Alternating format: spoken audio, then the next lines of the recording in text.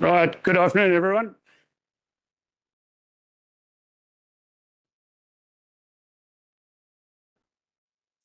Few seats left. Right, afternoon, everyone. We're going to get underway. Welcome to the MinEx Open Day. This is actually the first one of these sort of open days we're holding. And welcome to everyone from MinEx, from visitors. We've got a couple of board members in the room and outside participants. And yeah, good crowd. So welcome. Apologies, I can't see you all at once. There's 3 screens, but that's the way the room is today. First of all, I'll begin by acknowledging the Whadjuk people of the Noongar Nation, traditional custodians of the land on which we meet today, and pay my respects to their elders past and present. My name's Andrew Bailey. I'm CEO of MinEx CRC, and I think this afternoon you'll learn a little bit about MinEx, about some of the people in MinEx and some of our participants and sponsors and associates and researchers, all the aspects of MinEx actually. I'll start with a safety share today and 2 items I want to mention. The first is COVID. There's certainly lots of COVID around, as you're probably aware. A couple of people aren't here today because of COVID. Others have got masks on. There's some masks outside and sanitizer. Please utilize it and do the right thing by COVID. Secondly, I just wanted to read out something important issue in today's society about family and domestic violence. Family, domestic and sexual violence is a major health and welfare issue in Australia. It occurs across all socio-economic and demographic groups, but predominantly affecting women and children. These types of violence can have a serious impact on individuals, families and communities, and can inflict physical injury, psychological trauma, and emotional suffering. These effects can be long-lasting and can affect future generations. If you think you're in an abusive relationship, or you know someone who might be, get help now and trust your gut instincts. So on that note, program for this afternoon is that we have 6 speakers, and I'm going to start off with a short introduction, then hand over to Dave Giles after that of MinEx, and we'll introduce people as we go through. There's been a slight change and a swap of a couple of the places on the agenda, but nothing material. And we'll have these first 4 talks, then a break for afternoon tea, and then another 4 after that, wrapping up at 4:30, and there'll be drinks and a meal out on the deck out the back after that. Happy to, at the end of each talk, field some questions if there's time for it, but otherwise we'll certainly be here during the break and after the break. So this afternoon, it's what is MinEx? Well, MinEx is about an organisation that was defined some 7 or 8 years ago when we went for a bid for funding from the federal government. And basically we said at the time to the federal government the reasons why we want MinEx to do research in mineral exploration, because we're after more productive, safer and environmentally friendly drilling methods. So that's purely on the drilling side, as well as new technologies for collecting other data whilst drilling, and then exploration data on never before sampled rocks that are hidden but prospective for minerals. So those are principles on which we got funding for MinEx, essentially drilling types, methods, technologies associated with them and applying it to areas. So this afternoon we'll touch on aspects of that, different aspects of those. And that was in 2018, MinEx started, and we've got a 10-year life. So we've got a set funding for 10 years with 3 phases we broke it into, 3-year phases. The first was effectively fundamental research. To the end of 2021, we did that. Now, in this 3-year phase to the end of 2024, it's more project development, effectively taking those projects further up the technology readiness level scales. And then the last 3 years of MinEx, commencing in January next year, is effectively getting all those ideas out to market. So in a nutshell, commercialization. And we'll touch on that a little later as well. So who are these people? Well, there's about 45 organizations in MinEx. Some are participants, some are affiliates. They're from mining, exploration companies, research organizations, the 8 universities plus CSIRO, METS companies, that's mining, engineering, technology services, the geological surveys, all the 7 geological surveys in Geoscience Australia. And that gives about 80 researchers active at any one time, and about 35 postgrads at the moment. So a fair cohort with then people from those participant companies as well here today. So we've got about 120 people registered, and it's great to see a good turnout today. So today we've got some presenters, some external, as you see, and internal. So the idea is to show you a big picture of what we do, but then the relevance of that to some of our companies and partners. That's the idea for today. We're going to start this afternoon. David Giles, our Chief Scientific Officer, is going to commence proceedings. Dave is at University of South Australia, based in Adelaide, and he's going to go through the research foundations of innovation. Dave, I'll hand over to you. Sandy? Slides ready to go. Thanks for the introduction, Andy, and welcome everyone. The last time I was in this room was at our annual conference in 2019, which was pretty much the first big gathering we had. It's nice to be back.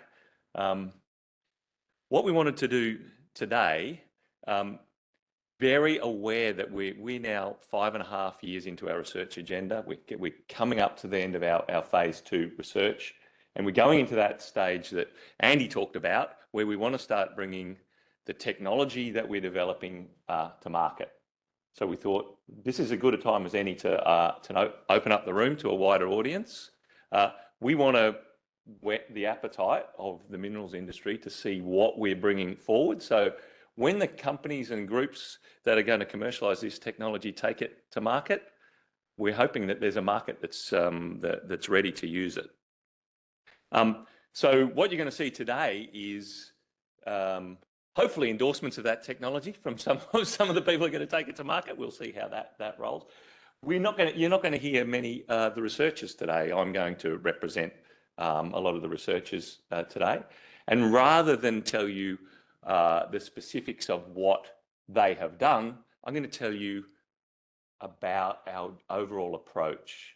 Hopefully what you'll see is you'll get enough of a glimpse of what we've done to set you up for the little glimpses of commercialization that you're going to see after that. So there we go. Does this need to be turned on, folks? The big green button doesn't work. Oh, there we go. You just have to.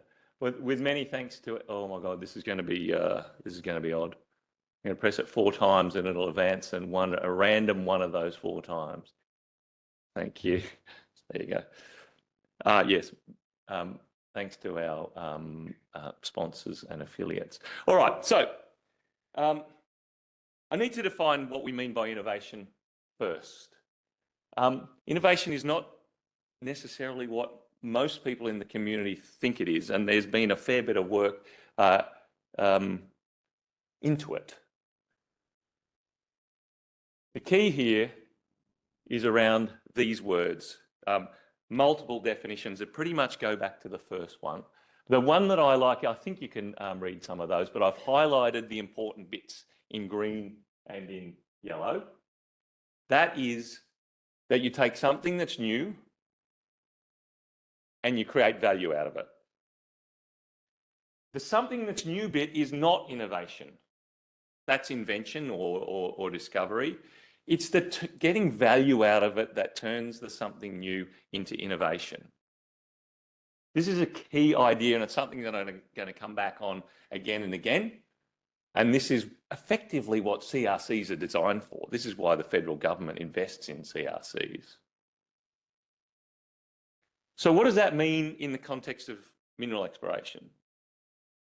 I think it's really obvious, actually, when you look at a map of Australia like this, a map that I showed back in 2019 when we were last in this room together, which shows the distribution of drill holes that were extracted at the time from the state geological surveys. They're coloured up for proximity to each other.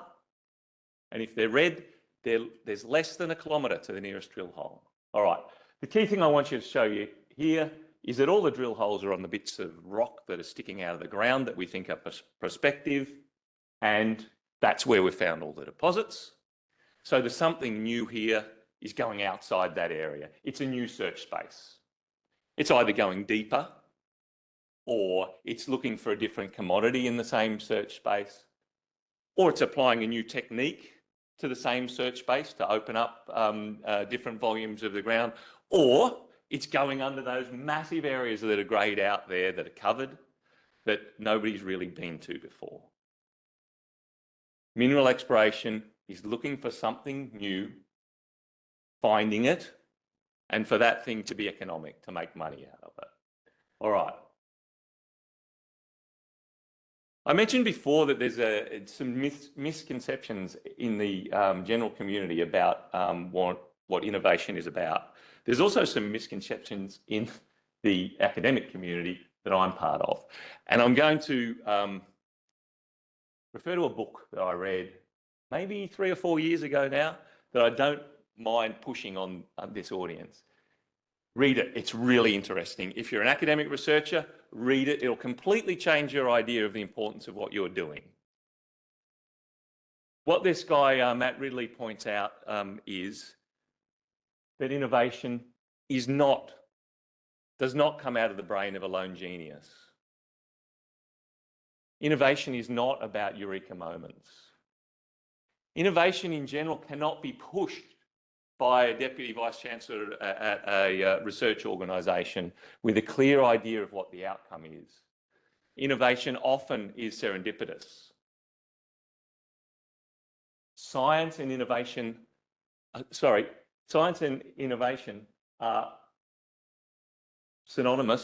not synonymous, I should say. Get myself tangled up in my own words.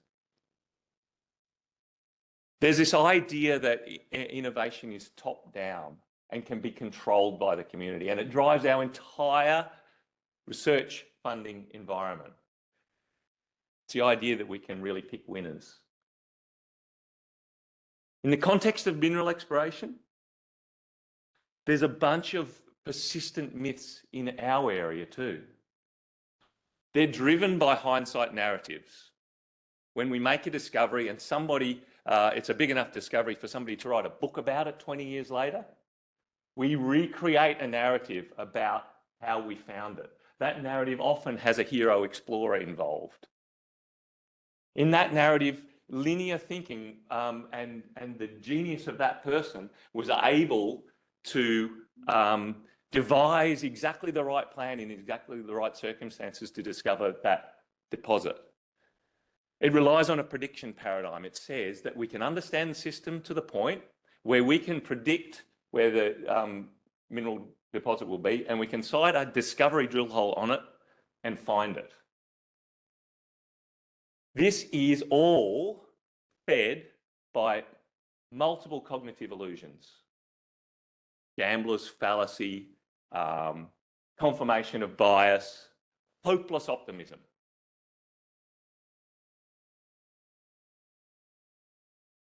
If you believe the narrative that companies put out there and we put out there into the industry about the geologist's knowledge and the geophysicist's knowledge of the mineral systems, mineral exploration should be easy. My family believe it should be easy. But it's not. And all of the evidence is that it's not. But we still persist with these hindsight narratives. We have to drill a lot of holes per discovery.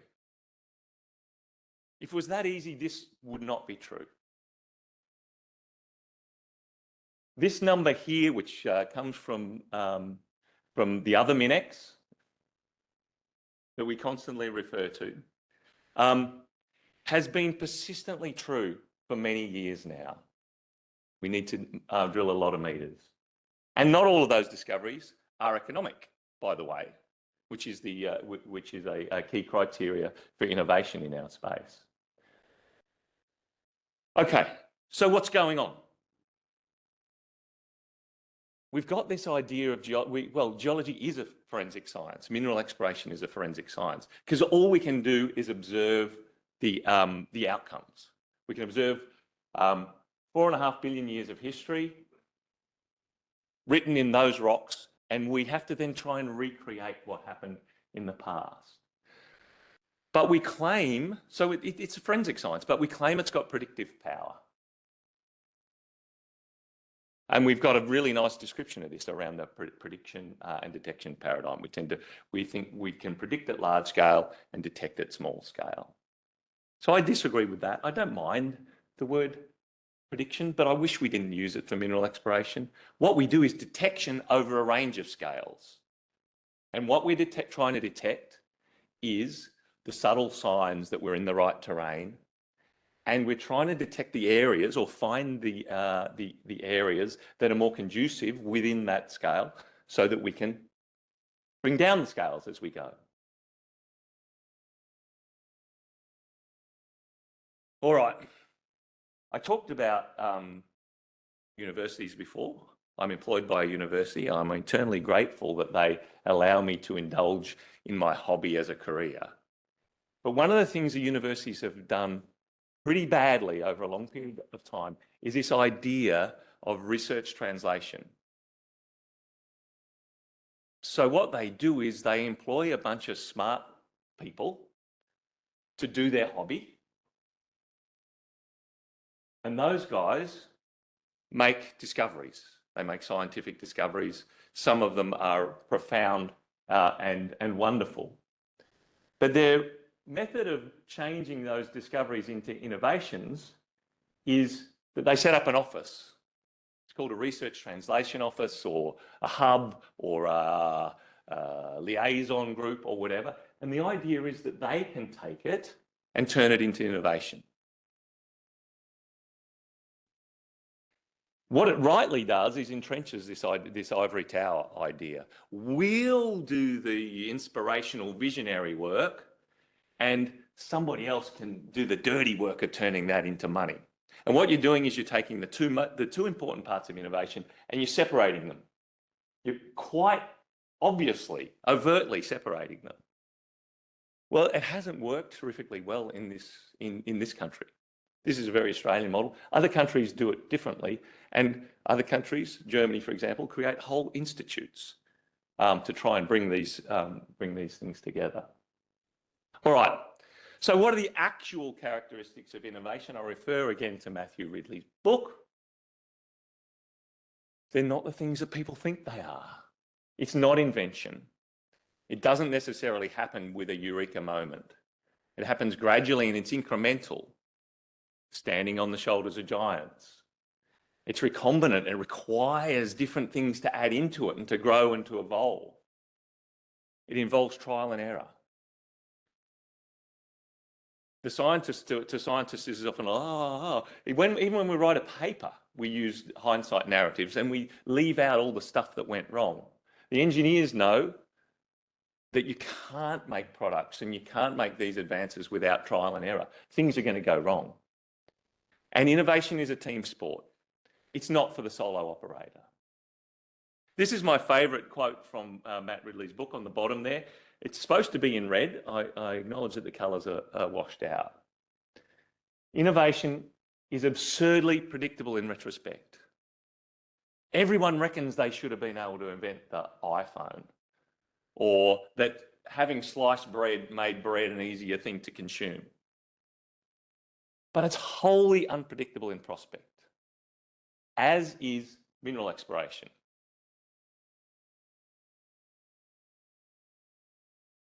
So, what are we good at in mineral exploration?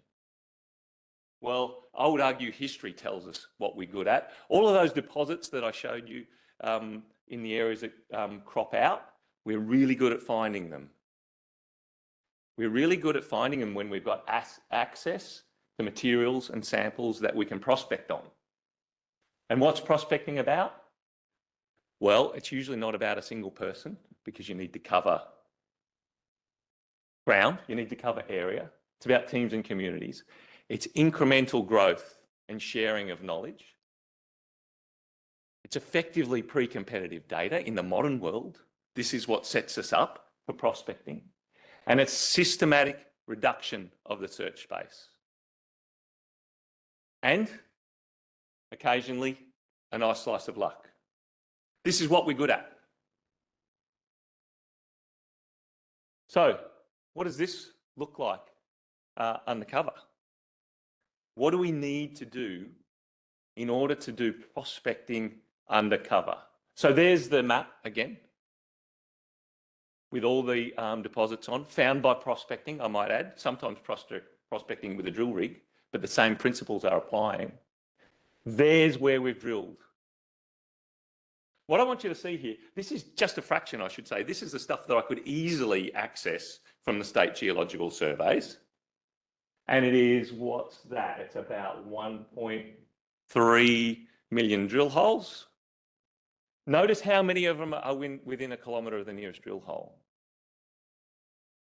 That's the kind of density of sampling that is required to make these discoveries. That's the effort that was required to make all those discoveries that have underwritten Australia's prosperity for 200 years. You can't just walk out there with a divining stick into that grey area and make those discoveries. It's got to be incremental. Did all of those holes make a discovery? No, but did all of those holes deliver incremental information that allowed us to build up the geological knowledge of that area and allowed us to prospect towards a discovery? Yes. You need it. All of the data shows it. So we need a lot more drilling. We need a lot more drilling in the areas that count, those grey areas, and we need to collect the most useful data from those areas.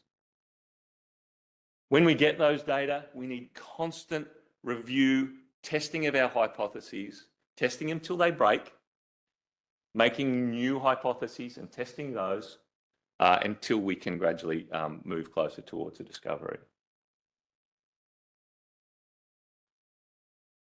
All right, here's some of the other key points. I'll refer to the top quote there. Innovation thrives in communities where there's freedom to exchange, experiment, imagine, invest, and fail.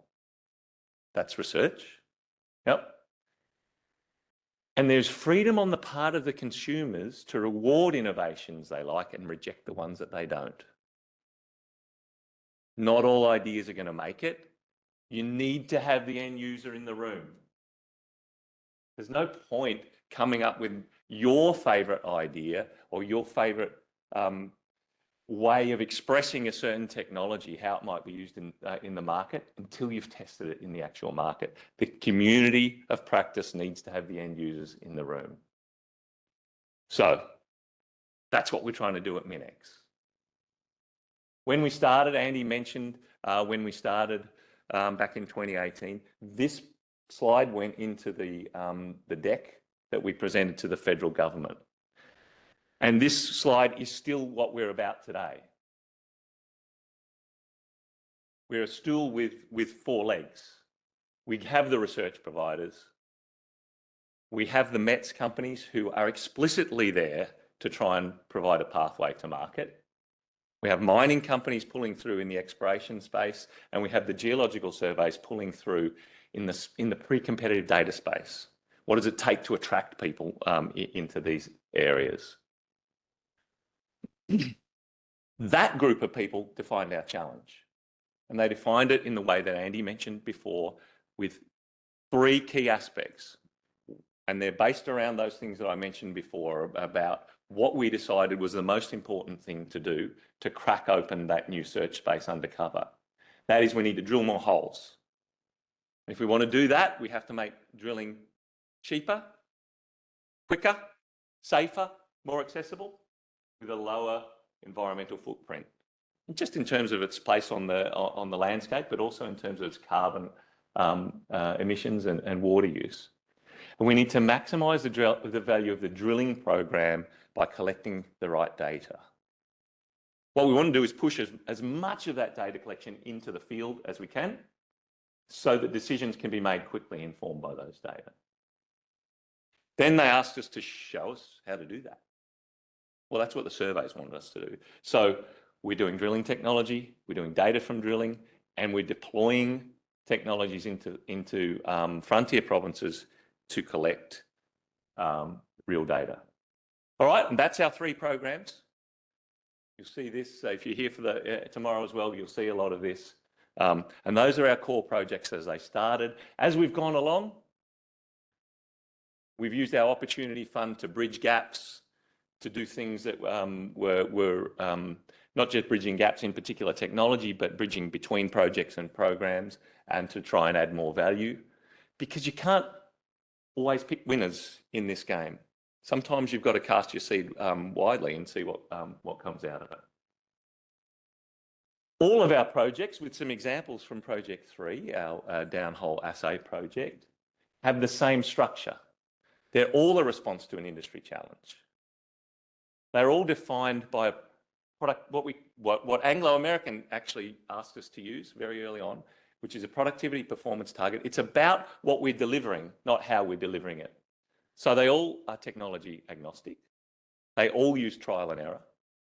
They're all outcome focused, and we're all moving towards a pathway to market. I hope you're going to see that over the next 2 days. All right. This is what we would prefer to use as opposed to the ivory towers approach. And we'd like to go through this kind of cycle often. The idea that, yes, there might be an invention, but there's a process of turning that invention into something that could be useful for the market. And there's a process of optimizing that so it can be an innovation. The main opportunity here, if you have a look at the plot on the bottom there, to me, this is the most interesting, this red line, which is 2 things. It's the risk you're exposing yourself to, and it's the value creation. You cycle through a heap of ideas and you end up with just a few. Your spending goes up, unfortunately, as you go through the cycle. But here's where you really create value in the innovation cycle. And that's exactly where CRCs are placed. That's where we're placed as MinEx CRC. And here's how that translates to our phases of operation. Andy mentioned this as well. Phase 1 was pretty much about that idea of ideation and invention. We started some things at TRL 1, some at 4. The middle section was about prototyping and trial and error, and try and whittle down those ideas to things that could be useful. And we're coming into our 3rd phase, which is about function. It's about turning these ideas into something that can make money and can add value to the mineral exploration community. I've used this on pretty much every slide deck that when I've talked in MinEx, just to give you a sense of where we are. We are feeling a sense of urgency because we're coming into the last phase. We're actually not quite 2/3 of the way through MinEx. But what we're doing, one of the great things about having a 10-year project is we can set enough time at the end to address this really tricky issue of pathway to market. It's not trivial, and we're not treating it as such. You're going to see some technologies today and tomorrow where we are mapping them against a TRL scale. What we're hoping, this is a slide that you'll see again in Andy's talk, and we took it to PDAC in March to show where we were then. And what we're trying to do in all of our projects is to basically push them all along to about that TRL 6 stage. Some of them will be a little bit more advanced as we move in to our phase 3. So what's it going to look like in phase 3?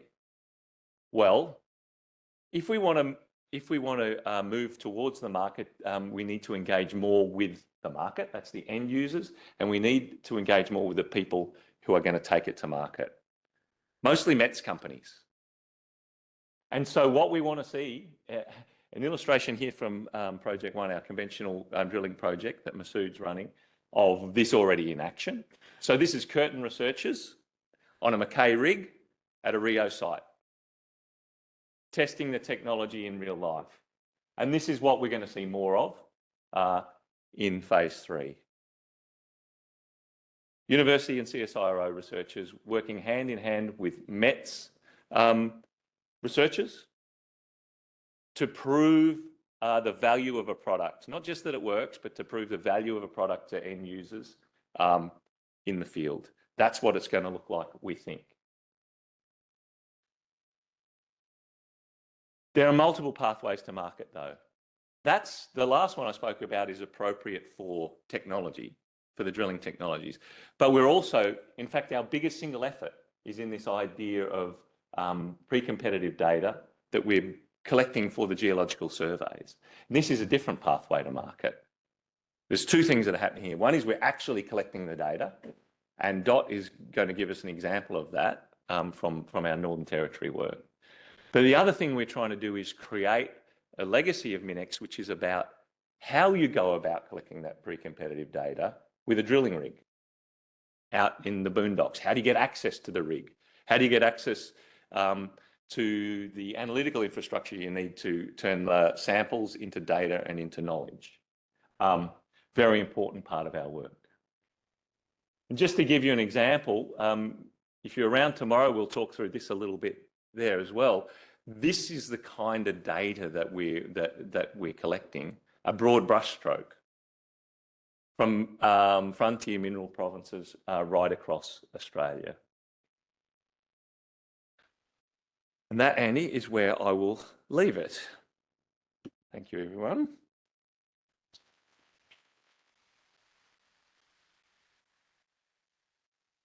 All right, our next speaker is Dorothy Close. Dot is Director of Regional Geoscience at the Northern Territory Geological Survey. She's a geologist with over 25 years' experience of working across diverse geology in the Northern Territory.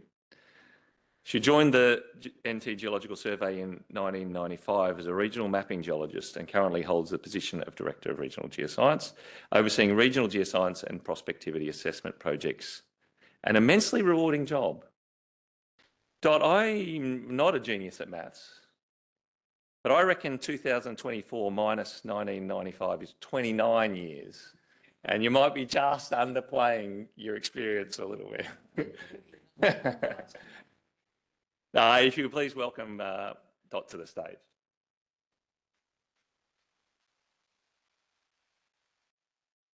Thanks, Dave. Well, you're a bit of a hard act to follow after that talk. So my talk's a little bit more pragmatic, but I think I was invited here to give a bit of an indication of the kind of work that was undertaken under Program 3 in the MinEx CRC and the National Drilling Initiative. So I just wanted to point out, oh, this is going to be interesting. Sorry, while I look at my own slides. And I just wanted to point out where that actual drilling initiative is. Sorry for everybody else who isn't looking at the middle screen. Oh, it's down there. Oh. I was going to say, wow, that'd be awesome. Just to give you a bit of context, this was the first of the drilling programs that happened under the National Drilling Initiative under Program 3. And the intention of these of the Program 3 was to manage and deliver drilling programs in case studies areas that were proposed by the partner geological survey. So in this case, it was Geoscience Australia and Northern Territory Geological Survey. It was the first of them, therefore it was using conventional drilling and not using some of the more innovative techniques that have been developed in the lifetime of the MinEx CRC.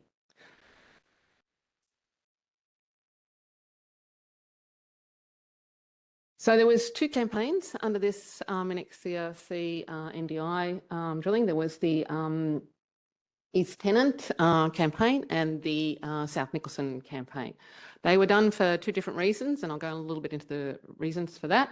But they were targeting areas under cover that were proximal to areas that, as Dave was describing, that were exposed at surface and had known mineralisation and had undergone extensive exploration. So it was taking that risk and opening up new areas where it would be hard for industry to take the risk on. So they were done for two different reasons. That area in East Tennant was looking at an IOCG type system, plus anything else you could find. And then the South Nicholson one was actually more looking through basins, deep basins, looking for energy and mineral systems. So they were going from Mount Isa to Tennant Creek for the East Tennant one, and then Macarthur, Beeloo Subbasin, Lawn Hill, Century sort of area. So they were going from knowns to unknowns. That was the intention. Just want to have a quick example of what it was like in terms of tenure before a lot of the pre-competitive geoscience, but actually before the drilling campaign under the MinEx CRC. As you can see, there was no tenure take-up. It was a very underloved area. It's a big area, about 160,000 square kilometres. That's, you know, a little less than Victoria. Mostly the area is covered by the younger Neoprote to Paleozoic Georgina Basin, which people didn't really know how thick it was to the prospective underlying basins or basement geology, and it was generally being targeted for phosphate and manganese mineralisation. Most of the historical drilling, and there was a bit more than Dave showed on his slide, but there's no point in even looking at it because it's useless drilling. It's pretty much RC RAB down to, I don't know, 2 metres, something like that. So it was pretty, why bother putting it on the map? So there was very little drilling, the odd, very rare diamond drill hole, a bit around 400 metres. So it was a real opportunity to open up a new space. It was pretty exciting. I think the most important thing about the targeting for this drilling campaign was the enormous work that was undertaken by Geoscience Australia under the Exploring for the Future initiative. There was a massive campaign for a whole range of new pre-competitive data, and that was their approach was to go from crust to surface. So the range of data sets that were collected over this area, and they were bespoke for depending on which type of systems they were looking for, a little bit different for the East Tennant, a little bit different for the South Nicholson area, but there was increased gravity resolution, passive seismic, MT, there was a reflection seismic, surface geochem, hydrogeochem. There was all sorts of data integration, and this was all done to ensure that the target siting for the drilling was done as effectively as possible. And it was a massive investment in pre-competitive geoscience, and the drilling wouldn't have been successful without the investment of this data. It was transformational in an area that really didn't have any of these kind of data sets at all. So what happened? There was, again, 2 different drilling campaigns because they're for different purposes, different intentions. In the East Tennant area, because they were targeting underneath the Georgina for the IOCG style, the Tennant Creek IOCG style copper mineralisation, copper gold mineralisation. There was 10 holes. And I'd just like to point out the way the targets were cited was very much trying to characterise geophysical signature, to understand geological framework, but also to understand the flavours of the mineral system. So it wasn't ever intended to try and drill a deposit. It was trying to provide the truth tube that you can then say, well, this, if you were looking at it geophysically in this character, this is what it looks like when you drill. So there was a whole range of strategies and techniques about why the drill sites were chosen. So there was 10 drill sites in the East Tennant area, the deepest one going down to just over 750 metres, but over nearly 4,000 metres of drill holes in that targeted area, targeting those specific questions. In the South Nicholson, it was one deep drill hole, and that was coincident with the seismic that was shot as part of the EFTF, Exploring for the Future Geoscience Australia initiative. And it was targeted that site to get the maximum coverage of stratigraphy through that seismic section as well, and tie that into known stratigraphy in the east, in the Century deposits, and then try and tie it back up to the Beetaloo Sub-Basin, which is our premier shale gas prospect at the moment. So again, different drilling campaigns for different intentions. And far out, how successful was it? So whilst it wasn't ever intended to hit mineralisation, it did in fact hit mineralisation, which was pretty fine, you know, so that was pretty exciting and a little bit scary, especially when you're in government. Anyway, but it was awesome. So it was a highly, highly successful drilling campaign, and in terms of proof of concept of bringing together, integrating geoscience, pre-competitive geoscience data sets in an area that had never really been targeted before, highly, highly successful. So after the drilling, and during the drilling, and I'm not doing this justice because it was a massive amount of data that was collected through the MinEx CRC, through other research, ARC linkage, through Geoscience Australia, through NTGS projects. So these drill holes were targeted for about as much intensive data collection as you could possibly do to characterise what had been intercepted. And these are treated as, from my perspective, as golden spikes of data. So if you are characterising them so thoroughly, it means it gives anyone else a framework by which to understand the other areas that are less well targeted. And even now, some of the explorers in the area are using some of the data sets to calibrate where they target their drilling from especially the sonic log from down the Carrara 1 drill hole in the South Nicholson. So it builds an incredible legacy data set by which everybody else leverages off. Again, quite amazing. I'm not doing it justice. There's so much data. There's a couple of the sites where you can get some of the data from Geoscience Australia through the MinEx portal and through the GA portal, but there's also massive amounts of publications through Adelaide University, other universities, University of WA, massive amounts of data. Data in the open file domain, so anyone can access it. Hugely powerful. So what does that mean for this, this area, underloved area of the territory? So that's where we were 2018. The drilling was in September 2020. We actually put a no applications allowed status before the drilling was done so that we could open up the ground in a competitive sense, and people needed to provide work programs to determine who was going to win tenure over the area. And as you see, oh, I'm missing the date. The one on the right is 2023. So that's where we're at in terms of uptake of tenure as a result of that drilling and getting the data out in the public domain. Massively effective. Massively effective for someone like the NT in an area that, again, very underloved. So what does it also mean in terms of expenditure for exploration? Again, remembering the holes were drilled in 2020.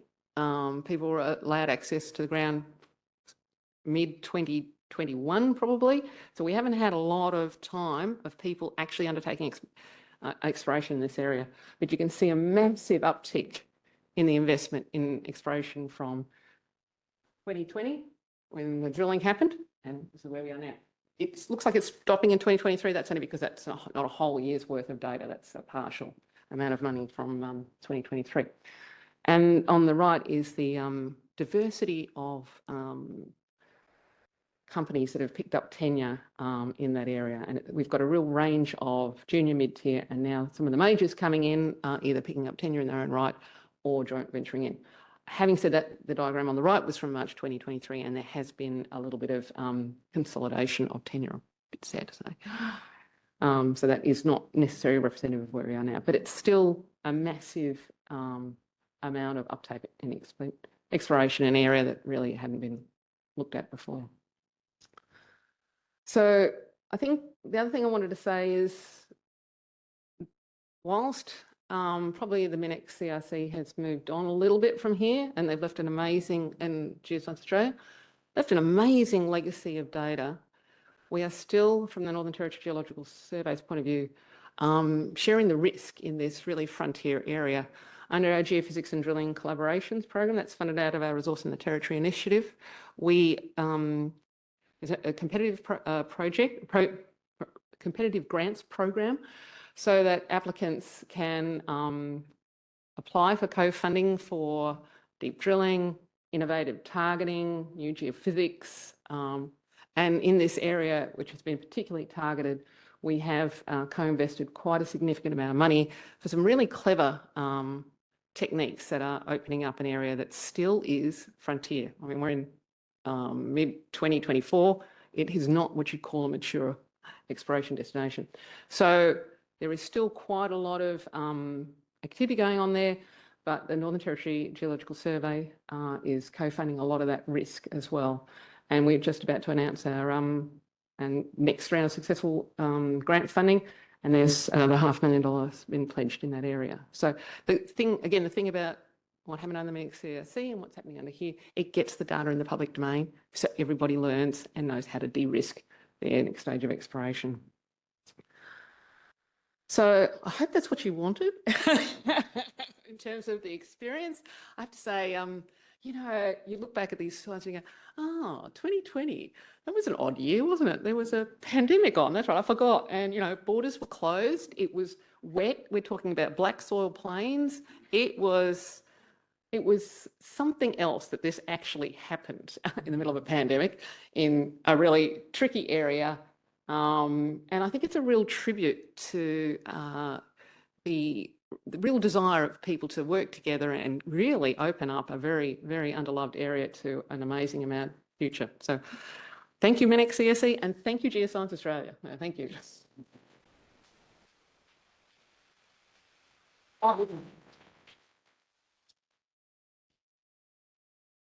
Thank you, Dot. And that's exactly the idea of opening up areas, using technologies and applying all sorts of learnings to a specific area. So thanks again, Dot, great example of that. So now I'll revert, and the program's changed ever so slightly, because whilst the talk is about commercialisation strategy for key technologies, I am certainly not Cameron Jackson. Cam is back in Adelaide and sick in bed. He was one of our, he didn't have COVID, but he's got influenza A, which is probably just as bad. So I've got Cam's slides here, and I'll go through them about commercialisation. And effectively, it's what Dave talked about with what are we doing with what we are learning, and to a degree what Dot talked about, applying it and how does it get applied in different areas. So again, we'll start with our major sponsors, the universities, and the geological surveys, as well as affiliate organisations.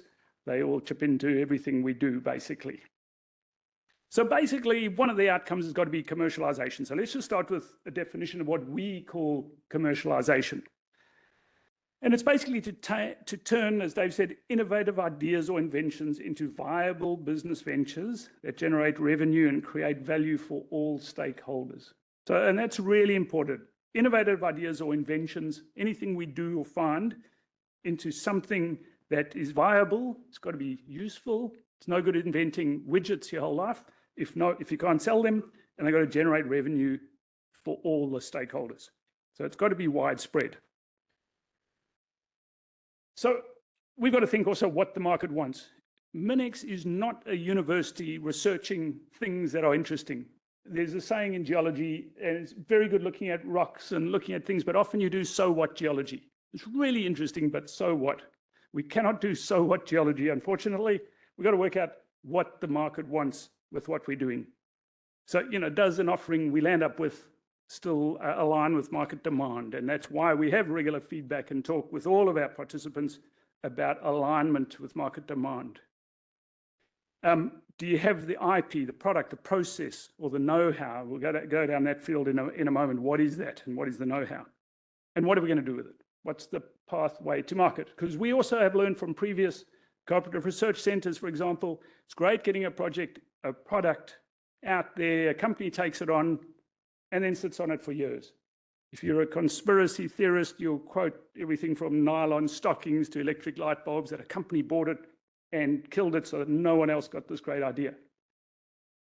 If you believe that or not, we don't want to see it with anything we invent. We want things to get out there and be used. No good sitting on it, because otherwise it's been a waste of many years. So we've got to see a pathway to market and do something with it. That's what we're about in this upcoming phase of MinEx.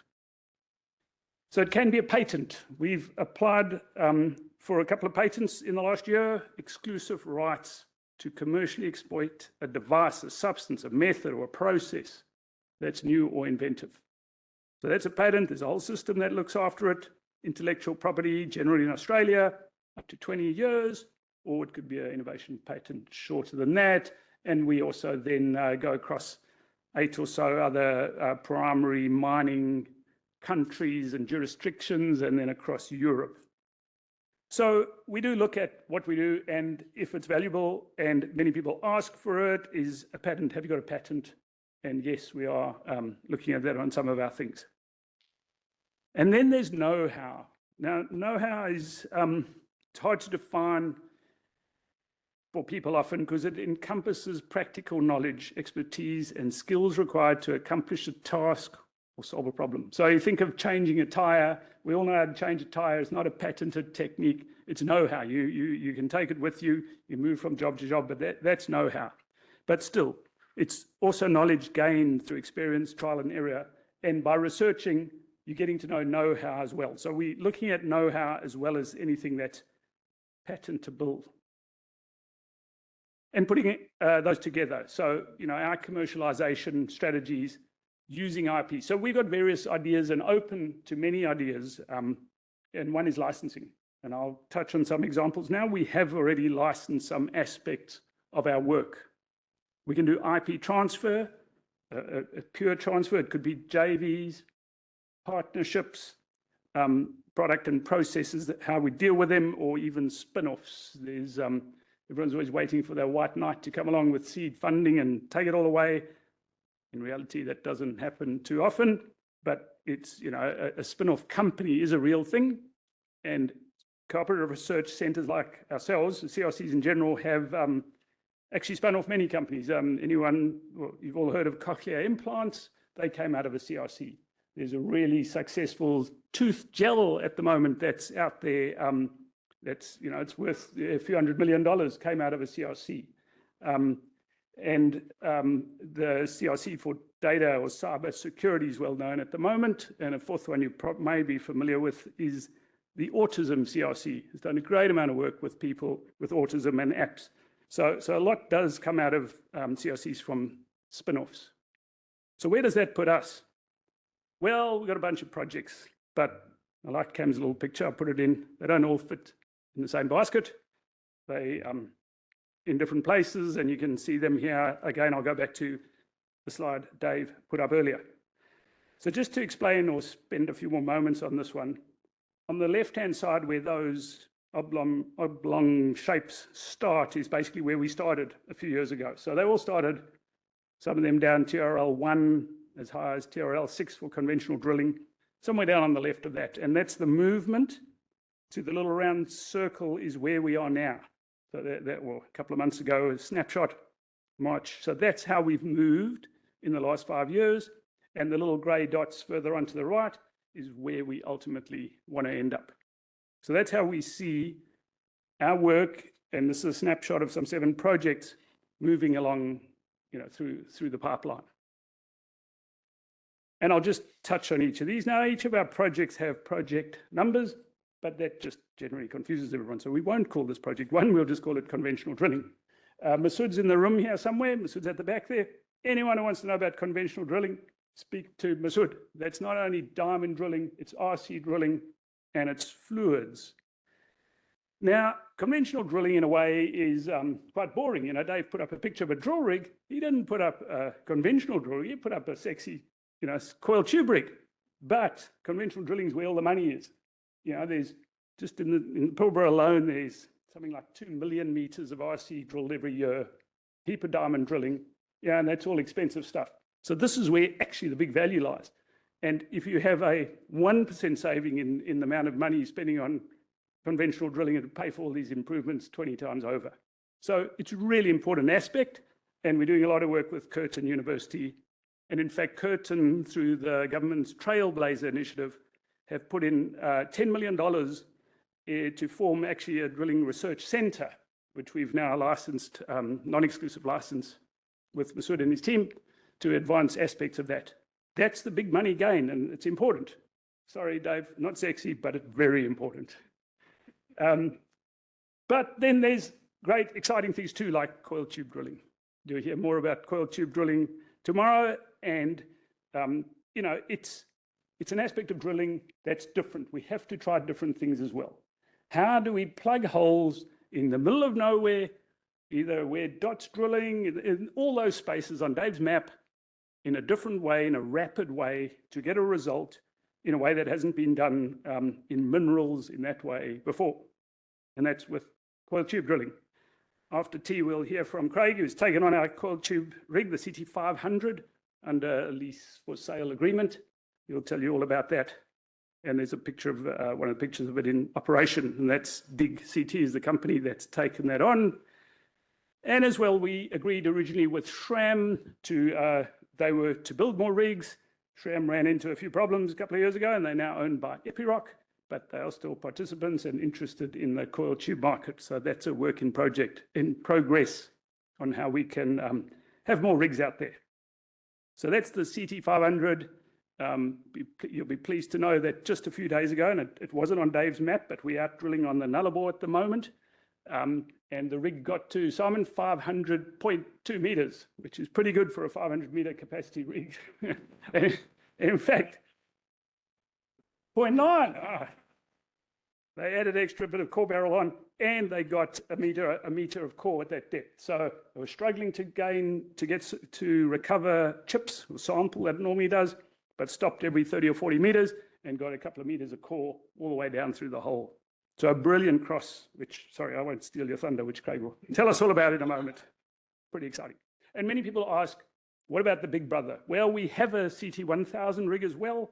Soren can tell you all about that at tea this afternoon. Soren, put your hand up. That's Soren there, in case anyone doesn't know him. And the research we're doing at the moment and into phase 3 of MinEx is the CT1000, deeper drilling, steering, pressure drilling. So that still carries on in spite of the CT500 being effectively semi-commercialized through DigCT. There's still research going on with the 1,000-meter rig, which is at UniSA at the moment. So that's on the drilling side. Another project is the LIBS. So that's laser-induced breakdown spectroscopy.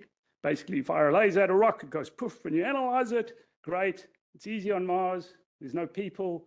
There's no atmosphere. You can just do anything there. Team will tell you it's easy.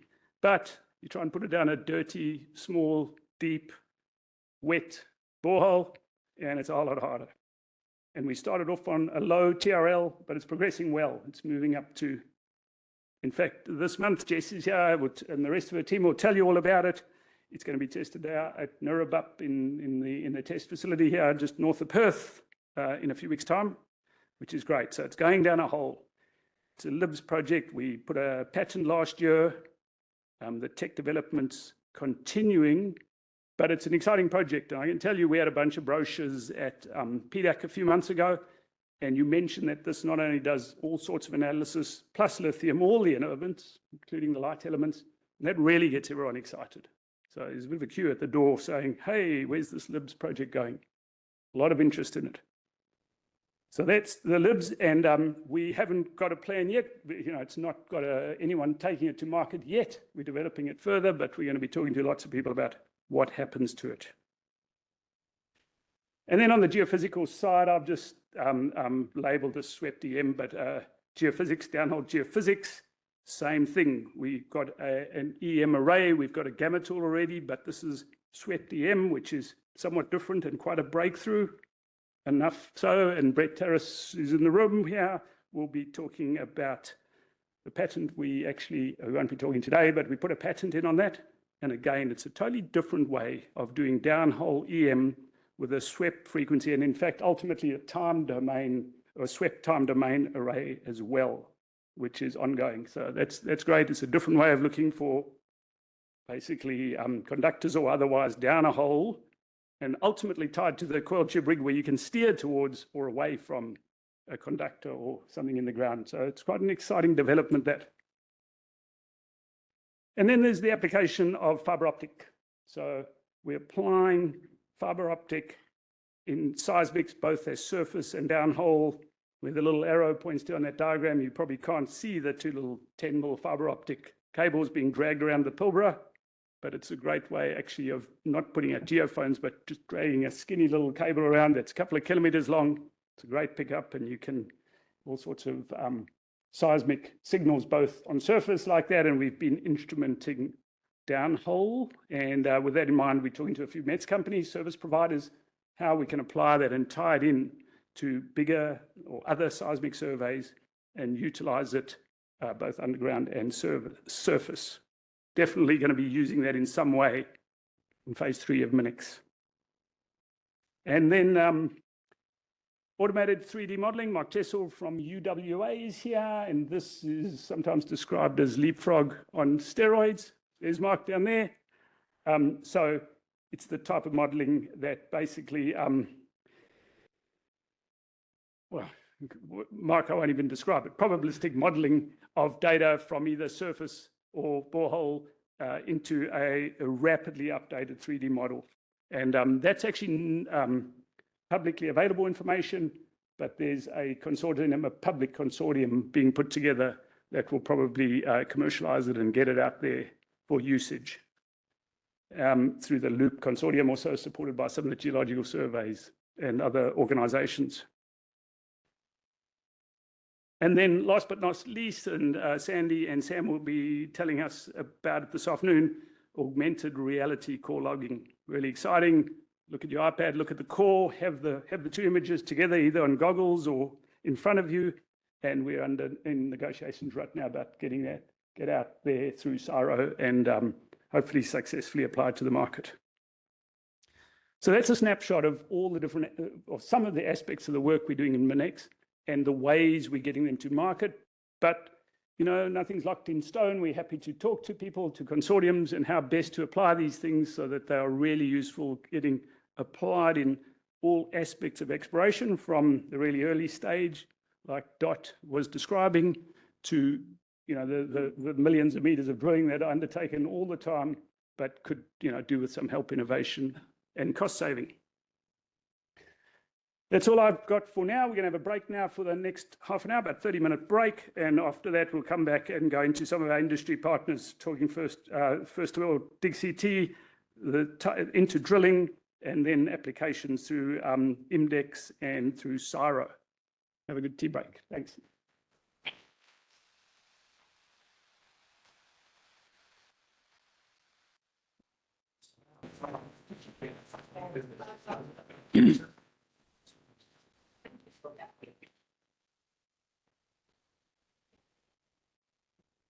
All right, last few bits of coffee, tea.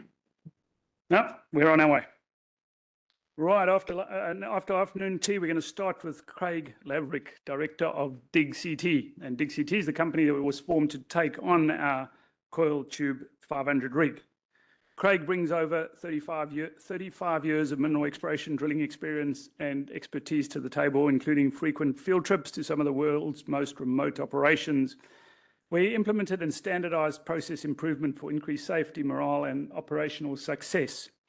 Craig's also credited as compiling the Global Drilling Standard, a useful tool adopted by the majority of operations and referenced daily at operations globally. A respected industry subject matter expert, Craig has upheld executive level positions since 2009 in global drilling roles with majors like Barrick Gold, Goldfields and BHP. As director at newly established DigCT, Craig remains a passionate advocate for coil tube drilling technology, deeming it an industry game changer and as necessary next generation equipment. He's driven to ensure the CT rig's global success. Craig.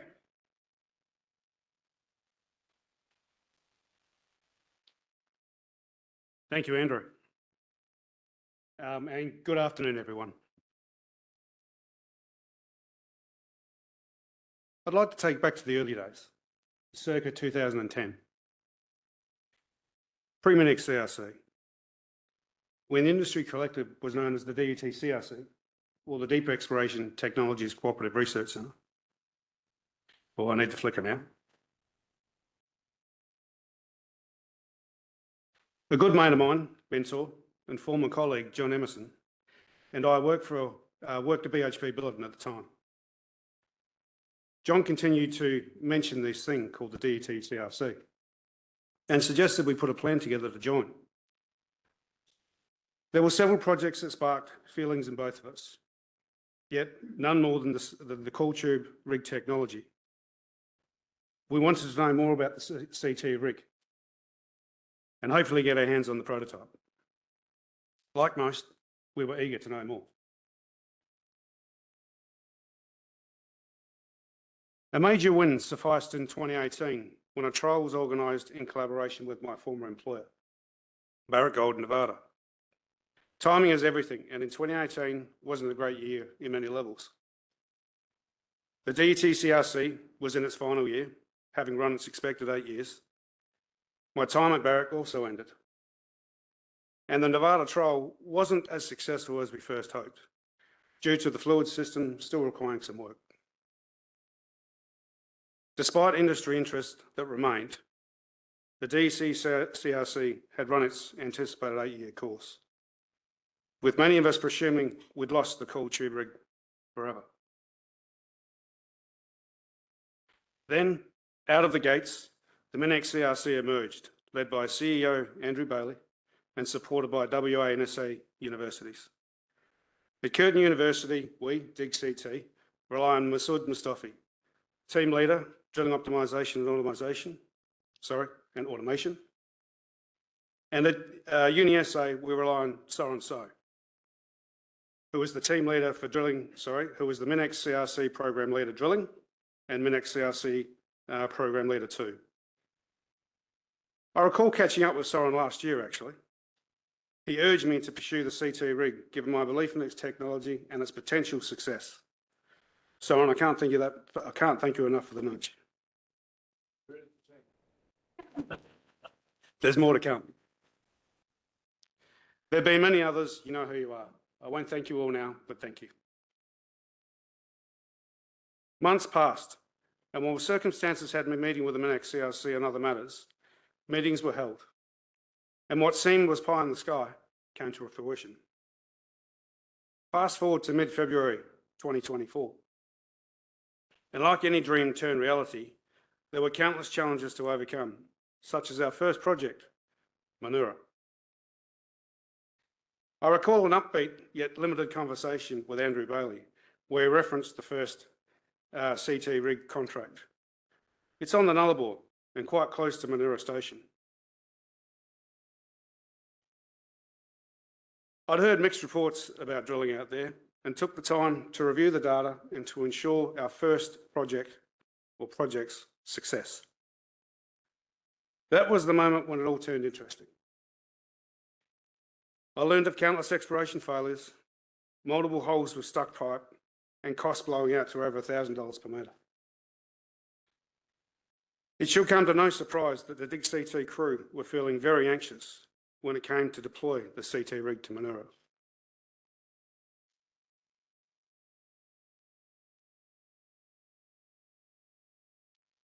Yet, amongst the challenges, there's been celebration. Every milestone gathering momentum and sparking industry interest, locally and afar. Some of DigCT's achievements include completing 2 holes at a location deemed unfeasible, with a 3rd hole underway. Drilling the deepest hole with the rig reaching 500.9 metres. Please don't discount that, 90 centimetres. Drilling the deepest core run utilising the CT rig technology, or the CT 500 rig technology, should I say. Completing the work with 0 incidents and in record time. The CT 500 second hole took half the time of historical drilling campaigns using diamond drilling and RC techniques. The CT 500 rig has now drilled just over 17,000 metres through the MinEx CRC and through DigCT with 0 incidents. Uses 86% less fluid or fluid on a fluid-filled hole, with 80% reduction in consumables due to the reuse of the fluid on a fluid-filled hole, equating to a 57% cost reduction overall. Carbon emissions have been reduced by 80% on a fluid-filled hole, and a 50% smaller footprint equals less environmental impact. And I must say, yields an excellent sample as well.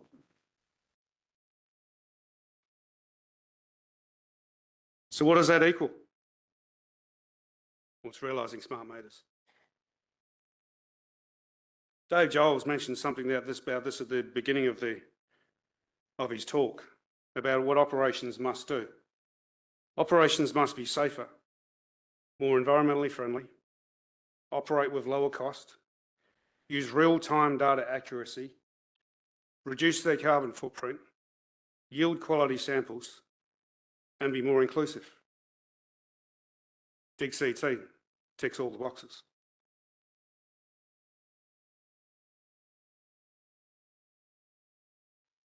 As for DigCT's future, we've secured work in the following regions: in WA's Pilbara, South Australia's Gawler-Creighton, and we have much, and I mean much, interest across Australia, the US, Mexico, and South America. DigCT will continue to collaborate on research projects with Uni SA and Curtin Uni, including data analytic projects such as the digital twin. Driving real-time metrics and crew training, another innovation, driving accessibility and inclusivity. So watch this space.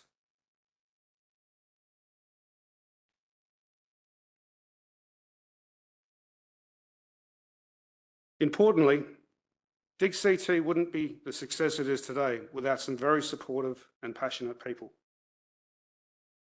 I extend my sincere thanks and gratitude to the MinEx CRC collective.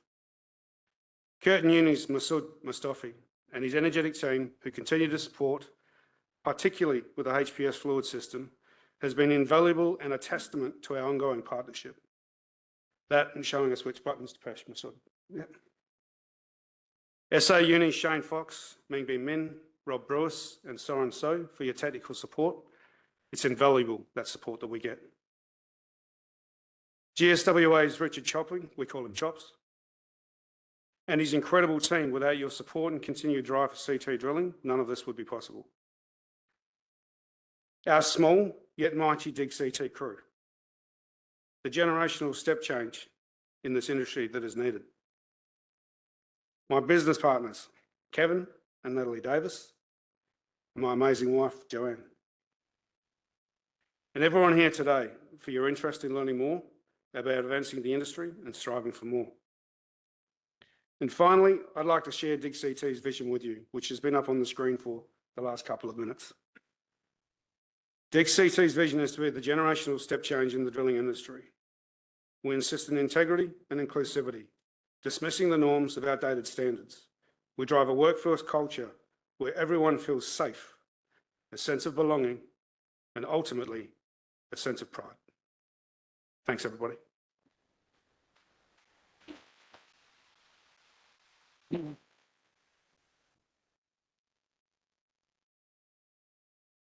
Excellent. Thank you, Craig. Now we're going across to Rob Gold of Rio Tinto, Principal Productivity Exploration and Evaluation. Rob's come across from Brisbane to talk about conventional drilling and, as I mentioned earlier, room for high value improvements. Rob is a geoscientist who's worked in the greenfields and brownfields exploration, capital management, and more recently, technology and innovation space. His passion is business development and improvement to deliver better results to a broad set of stakeholders in copper, iron ore, and coal. Through his work and studies, Rob has lived in 7 countries in Africa, Europe, South America, and Australia. Rob currently resides in Brisbane. Welcome, Rob.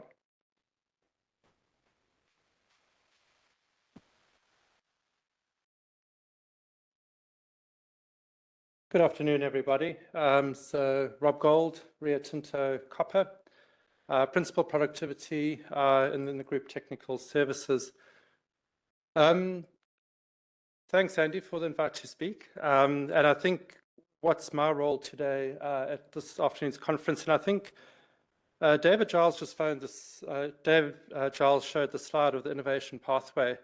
On the left-hand side, he showed the innovation push and the market pull. I guess I'm here to talk about that market pull. Also, just a caveat, I'm not a drilling specialist. I don't work for an OEM. I don't work for a METS company. I'm not in academia.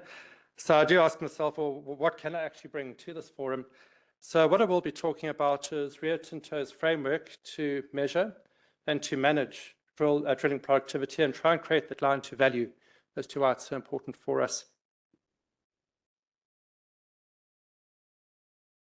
Just a waiver. I work for Rio Tinto. The slide deck belongs to Rio Tinto and cannot be shared or reproduced without prior consent from Rio Tinto, and all observations are on my own. Cool. So as I said, I work for Rio Tinto. Rio Tinto operates in 35 companies globally. We've got 57,000 employees working across 4 product groups. Those product groups are aluminium, copper, iron ore, and minerals. And we've got a range of commercial and corporate offices globally, which includes our RTX office where we do minerals exploration. So as I said, I'm in copper. And what that really looks like for Rio Tinto is in Australia, we've got our Winu project, which is a mid-tier copper deposit, currently going through a feasibility study. Up in Asia, we've got Oyu Tolgoi, which produces nominally 200,000 tons of copper per year from an open pit operation, and we're expanding underground to the Hugo North underground operations. In West Africa, in Guinea, we've actually got an iron ore deposit, Simandu. The joke is that every good product group needs an iron ore asset to make it money. The real reason is copper's got the expertise to actually develop greenfield operations and take them through to steady state production. Moving to North America, the circle above there is our Kennecott copper operation. We produce 150,000 tons of copper per year from the Bingham mine. It's a fully integrated operation from mining, crushing, concentrating through to smelter, one of the very few copper operations in the world that does that, and we're expanding underground into underground skarns. Just below that, little triangles, our Resolution project. It's a 50% JV with BHP, one of the world's largest undeveloped copper deposits, potential to reach up to 500,000 tons per annum. Currently, we're just waiting for a land exchange to continue with exploration there. Moving to South America are our two non-operated deposits, little triangles like Granja in Peru, and the circles, the very famous Escondida deposit, of which we own about a third.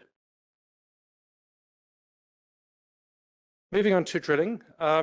So obviously, drilling is absolutely fundamental in a company like Rio Tinto. Really just to maintain and to sustain our operations.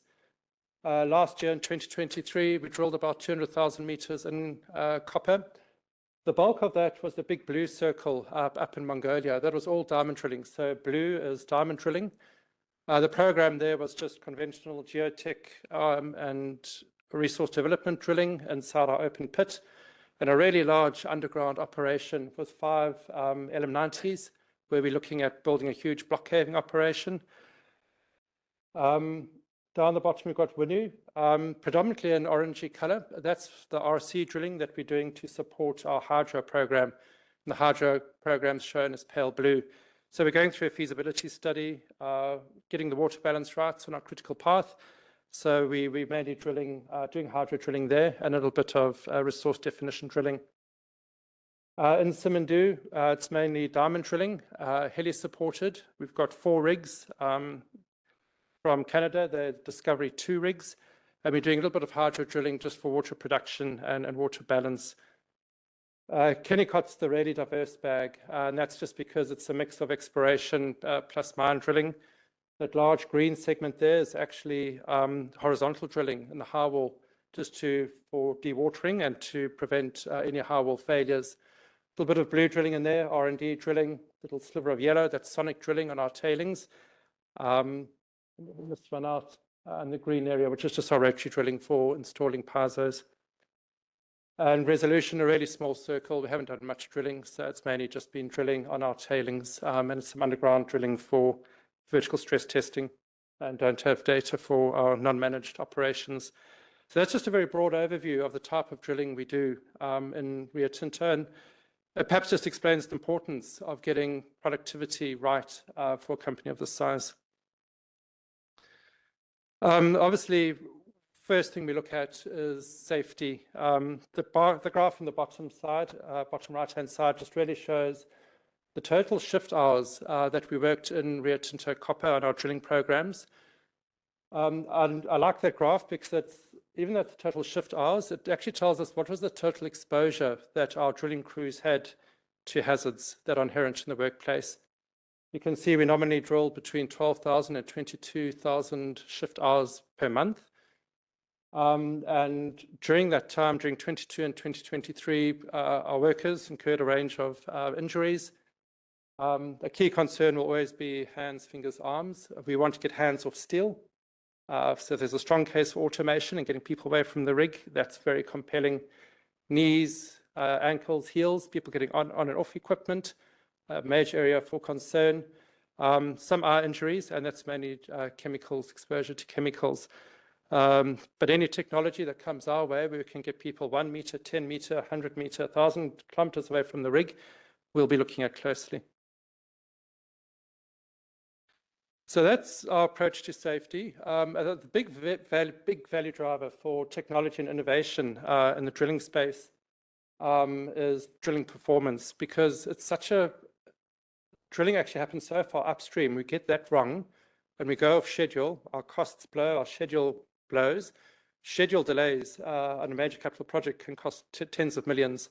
If we don't finish to scope, we get resource uncertainty, which we pass on to the mine planners. We make suboptimal decisions on that mine plan and suboptimal capital allocation decisions. So getting the drilling productivity right up front is absolutely critical.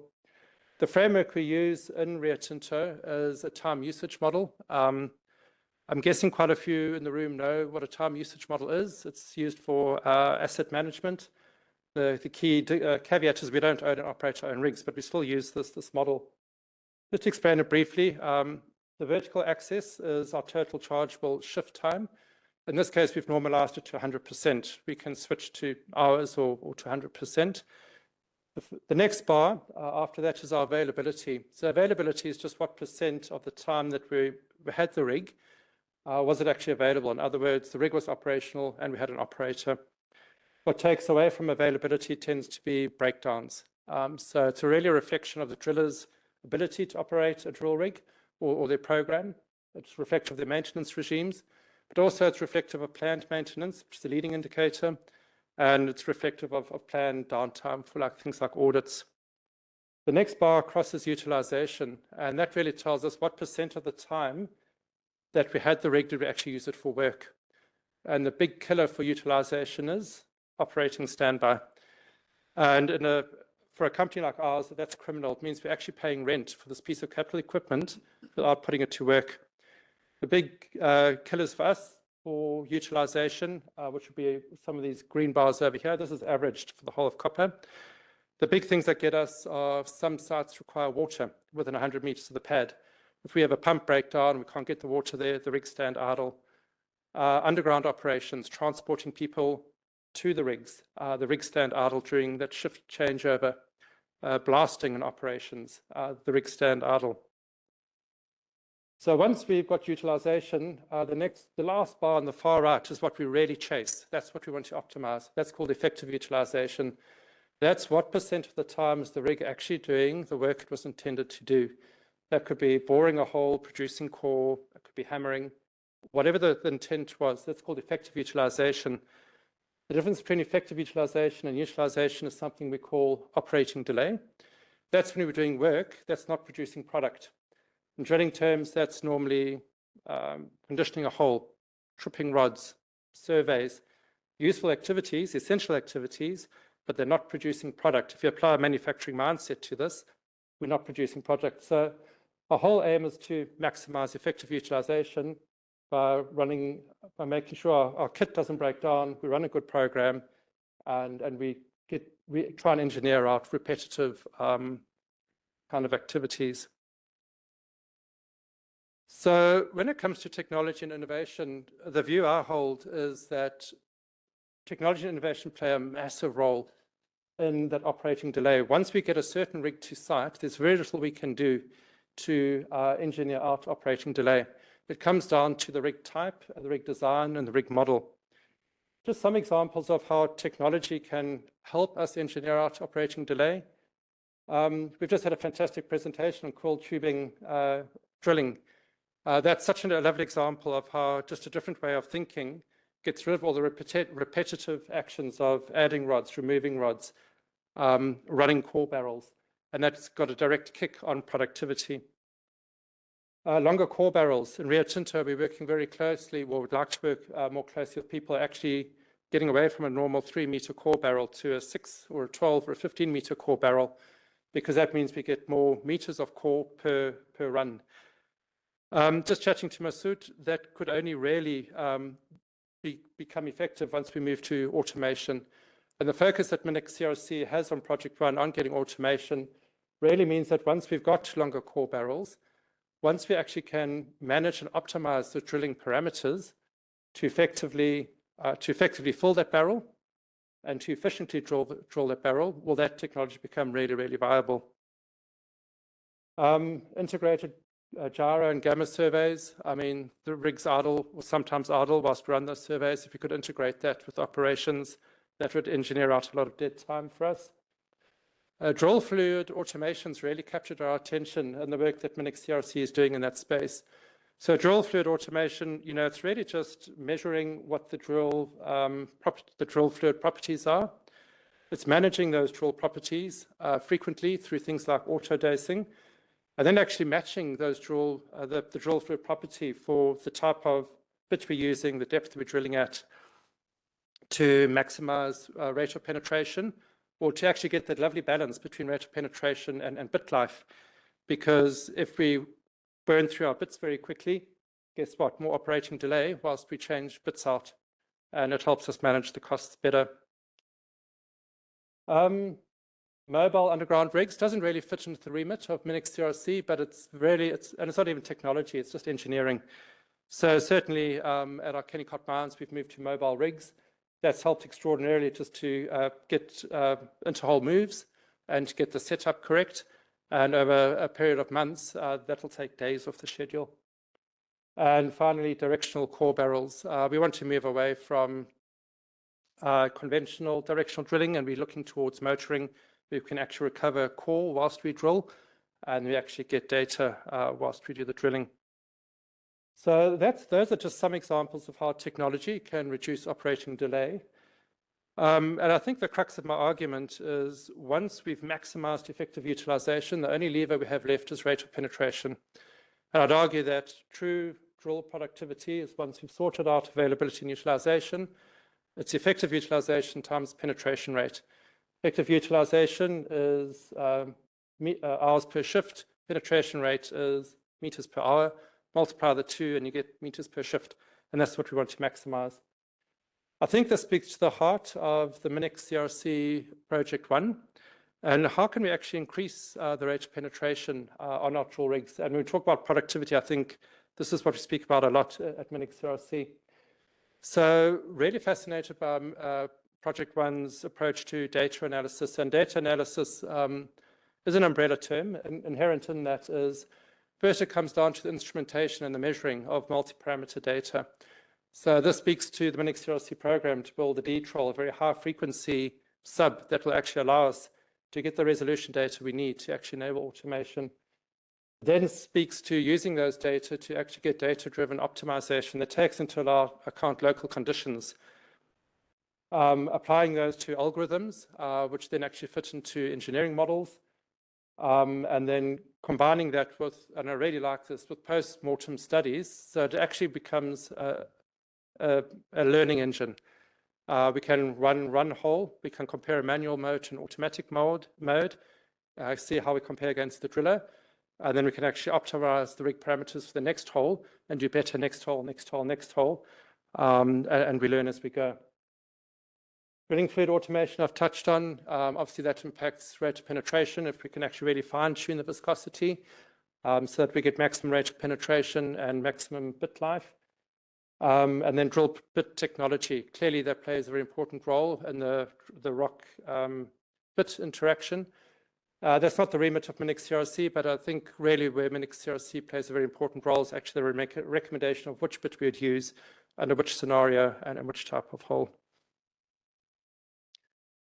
Cool. So look, I've explained a very linear left to right kind of a process where we try to maximize EU and then maximize penetration rate. But if you actually take a step back, one could argue that I've written up there, rig optimization and automation using real-time data analytics based on site conditions can find the optimal balance. And I think that's what it's really about. And I think data analysis and rig automation really is about finding the balance across these areas, these buckets of value.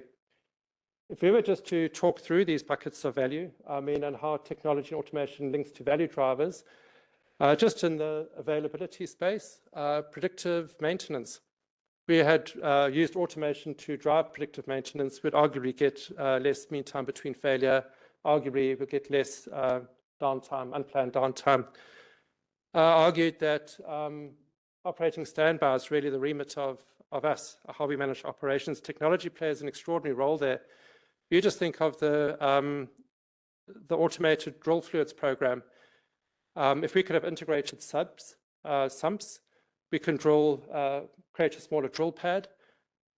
We perhaps may eliminate the need of a sump if we integrate that sump. The time it takes to build a sump and the time it takes and the cost to rehab a sump, reduces quite quickly. And then just automation, time between handovers. If we could put the rig into automatic mode whilst we do our shift changeover and we do a hot changeover, that rig keeps working whilst we change shifts. So there's a really strong value case for automation there. We go to operating delay, and I've spoken about all of this to the risk of repeating myself, and just do a quick time check. So we spoke about really managing bit change versus rate of penetration. If we can minimize bit changes, we reduce operating delay. Stuck rods. If we've got learning algorithms that helps us prevent the rods getting stuck. Stuck rods and fishing for equipment takes an extraordinary amount of time, and it's not non-productive. Running rods, we spoke about creating longer core barrels and matching that with automation to lead to less percentage of time running the rods. Running casing, a curious case for automated drill fluids. So we spoke about chemical casing. We had advanced polymers that actually allowed us to case our holes chemically, and so that actually preserved the integrity of the hole and led to less fluid loss. We wouldn't need to be running nearly as much casing. It's a cost saving and a reduction in operating delay. And then I've spoken about interhole moves and setup through mobile rigs.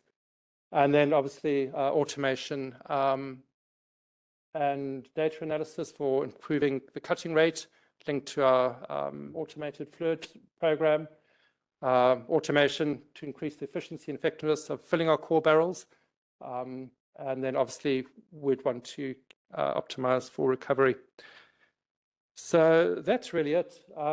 Just 2 slides to wrap up. So what are we doing in Rio Tinto? We've got a dashboard where we actually capture all of our drilling parameters. We report these monthly, and I challenge our sites to look at the areas where using lean or manufacturing terminology, we have waste in the system, and we're actually using those metrics to drive better performance. And through interactions with MinEx CRC, and we're trying to work close with OEMs to see how we can engineer novel ways of eliminating waste in our programs. We're using this a lot to benchmark between programs as well. What does good look like? And that's a very powerful incentive to do better. And obviously it de-risks our major capital programs just by running more effective drill programs. Final slide, a bit of a hackneyed slide. You'll see a lot of companies using this slide, but really this whole program feeds to a larger program where we want to move away from campaign-style drilling of 200 holes, campaign-style logging of those holes in a core shed, and then modeling that hole and then release the model 2 years later. The principles of lean manufacturing is try to reduce your batch size. So we ideally like to reduce our batch size to 1 hole. We drill that hole as efficiently as possible. We learn from that hole. We gather rich data from that hole using libs, measure whilst drill. We convert those data into parameters such as UCS or geotech.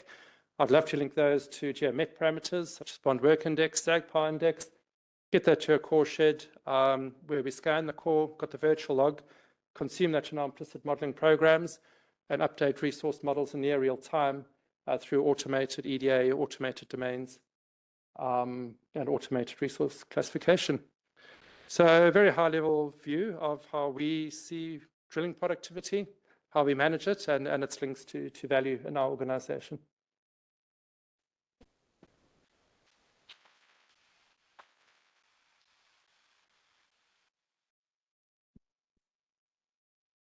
Thank you, Rob. Excellent. We will open the floor up for questions after all the speakers, because I'm sure there may well be a few for those if you're able to allow to answer them, Rob and others, but we'll go through these first. Next up, we have Michelle Carey. Now, I asked for a bio from Michelle, and she said, you know me well enough, you can make it up. And I'll tell you, I do know Michelle because we worked together in Nickel West in 2008. And for those who were around in 2008, that was like the peak of the boom for nickel. Nickel price went through the roof, and we were drilling like mad up and down the Agnew-Wiluna belt. And Michelle's simple job at the time was to coordinate the drill rigs. Now, that's in theory a simple job, to coordinate a few drill rigs. The problem was that everyone was pretty excited about nickel, and the nickel price was so high that anything with a sniff of nickel in it was actually economic. and therefore you had to drill it. So Michelle's job was to coordinate 19 drill rigs, which anyone who's done any drilling, mix of RC and diamond drill rigs over a 250 kilometer strike length, it's a serious job, and Michelle did it very well. But I'll read her official bio if you prefer, because Michelle has 30 years experience in the mining industry, working for companies including BHP and WMC. She spent over a decade in senior leadership roles with MinEx in her current role encompassing strategy, M&A, and MinEx's transformative growth initiatives, which include management of a portfolio of early-stage investments. With extensive experience in developing and bringing to market innovative products for the mining industry, Michelle's background includes a PhD in geochemistry from Monash University. Michelle.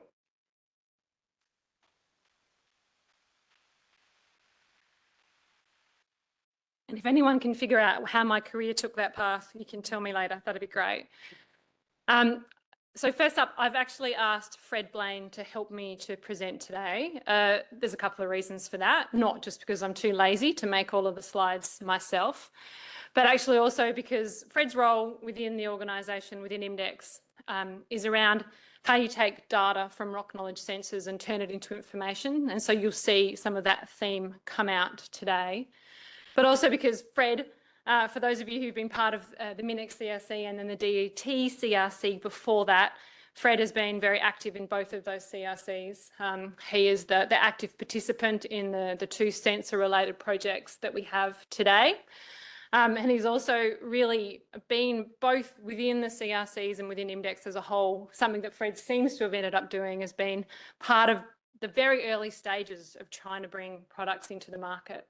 So he has lots of war stories that you can ask him about after we've finished talking. So the way the talk's going to run is basically I'm going to talk a little bit around the strategy of how we think about these things, and then Fred's actually going to talk a little bit about applications, but also specifically around the SWEPT EM tool. So I wanted to start with this slide. I really like this quote. It's from an author whose strategic approach, playing to win, we use all the time within MinEx. But I actually really wanted to use it because I think it frames what I want to talk about next, which is how do we choose where we play? What are the things that go into us choosing the sorts of technologies that we choose to put into the market? Why are we choosing to be a part of the MinEx CRC and look at some of these technologies? And then also the how we play, which is kind of, in this case, how do we show up within the CRC? How do we make sure that we get maximum benefit out of it? And ideally make sure that the MinEx CRC gets maximum benefit out of us. Okay. So this is kind of the investor version of our strategy, but it's still quite useful even in a technical audience. So up in the top corner there, you can see the three pillars of our strategy. So rock knowledge, drilling optimization, and the data components that bring that together.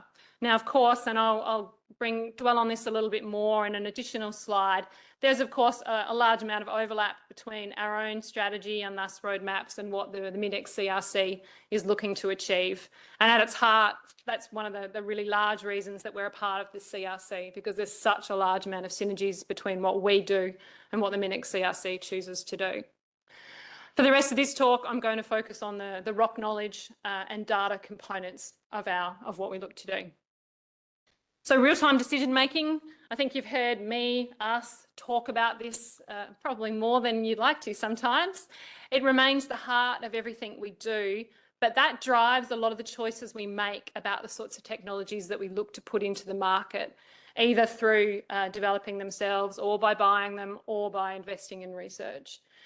And those are these three ideas of quality, representativity, and then timeliness. So quality, quality means different things to different people. Increasingly, what we mean by this is that the quality of the data that we give to users is known and is fit for purpose. So we put as much effort into the transparency of our data as we do about ensuring that it's the best possible sensor that you could develop. Because frankly, sometimes that's just wasted effort. You don't need that. It's not fit for purpose. And if it's not visible when it's working and when it's not, that's actually when most of the problems come in. And why do we care so much about quality? Well, increasingly we care because we want to run AI off the back of it. We want actually to go straight from data into information, into outcome. And if you're messing around cleaning data, or if your outcomes are wrong because the data was wrong, you've kind of failed before you started. Representativity, this is a really important thing to us, and it has, in this case, a very specific meaning, not necessarily the geostatistical meaning that we're used to. It means that we want to be able to use techniques that can be used on every single metre that you drill, that can be used to represent at a reasonable density the deposit or the target that you're drilling. And you're going to hear me come back to this over and over again as kind of one of the key tenets of why we're interested in some of these petrophysical technologies in particular. Why? Because it gives us this opportunity for representativity, for complete coverage of the thing that we're looking to characterise. And then time, actually Rob and a number of speakers before me have kind of touched on this. There's timely decision making, but for us there's also how do we optimise the way our technologies are being used to minimise the amount of time it takes while still guaranteeing that quality. So there's this real balancing act. You can't compromise quality, but you actually have to optimise the process. You have to make it as timely as possible. And as I said, we want the data to be delivered in real time so people can make decisions when they need to be made. It's a balancing act. So this is these are two of the MinEx CRC programs. You've seen a few different variants of this slide today. This is just me taking it from the website. And as I said, the synergies between what we do and what the MinEx CRC do are very large. And though that is in, I guess there's three areas that it's worth flagging. One is the projects that we fund. So we're within the drilling optimisation program, we fund the LIBS program, and we fund the SWEP-DM program. So 2 downhole sensors and a conventional drilling optimisation program. But of course, we're also really interested in a lot of the others. You heard Andy talk about these earlier. Some of the links through to data in particular are also stuff that we're quite interested in, but obviously you can only fund so much. Okay, so this is how we play. I just wanted to really touch on how it is that we choose to show up within the MinEx CRC. This is something that we take really seriously, actually, within our team, that we're not just paying the money, right? That's kind of your right to play. What does it really look like to be a part of this CRC? I'm going to talk to the pictures, not the words. Now, the top photo, a number of you are in the top photo. Obviously, that's the Lab at Rig project within the DET CRC. And I really wanted to bring it up, not to depress the people who are in the photo by how much older we look now. Obviously, that includes me. But to talk about, for me, it was one of the most collaborative projects that I've been a part of. Fred was part of it as well. And that spirit of actually working across companies, METS companies, resource companies, and researchers to bring something into life, I think really epitomises what we look to do. I would also like to flag actually that, as a number of you know, this is not a technology that went on to be a true innovation based on Giles's interpretation, because it didn't make it commercially within the market, but it has spawned a lot of ideas. If you look at the plethora of scanners that sit in the market today, I think a lot of them had their precedent in what the Lab at Rig looked to do. And for us, our pivot, our CEO hates it when I use the word pivot, by the way, our intent around petrophysical sensors and using those to characterise rocks, a lot of that logic actually came from our learnings across Lab at Rig, and actually our learnings around representativity and price point, that if we wanted people to do something like this and characterise all of the rocks, we needed to give them technologies that they were willing to use all of the time, representativity. And then down the bottom, I just wanted to touch on the Easy Gamma and its use in the National Drilling Initiative. Again, a few messages here.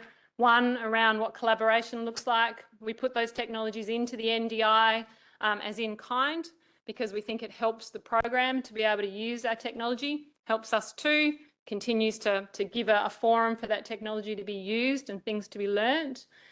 I call out that what the Easy Gamma is a driller operable gamma tool. We'll talk about this idea of driller operability a bit. It's one of the ways of guaranteeing timeliness of information.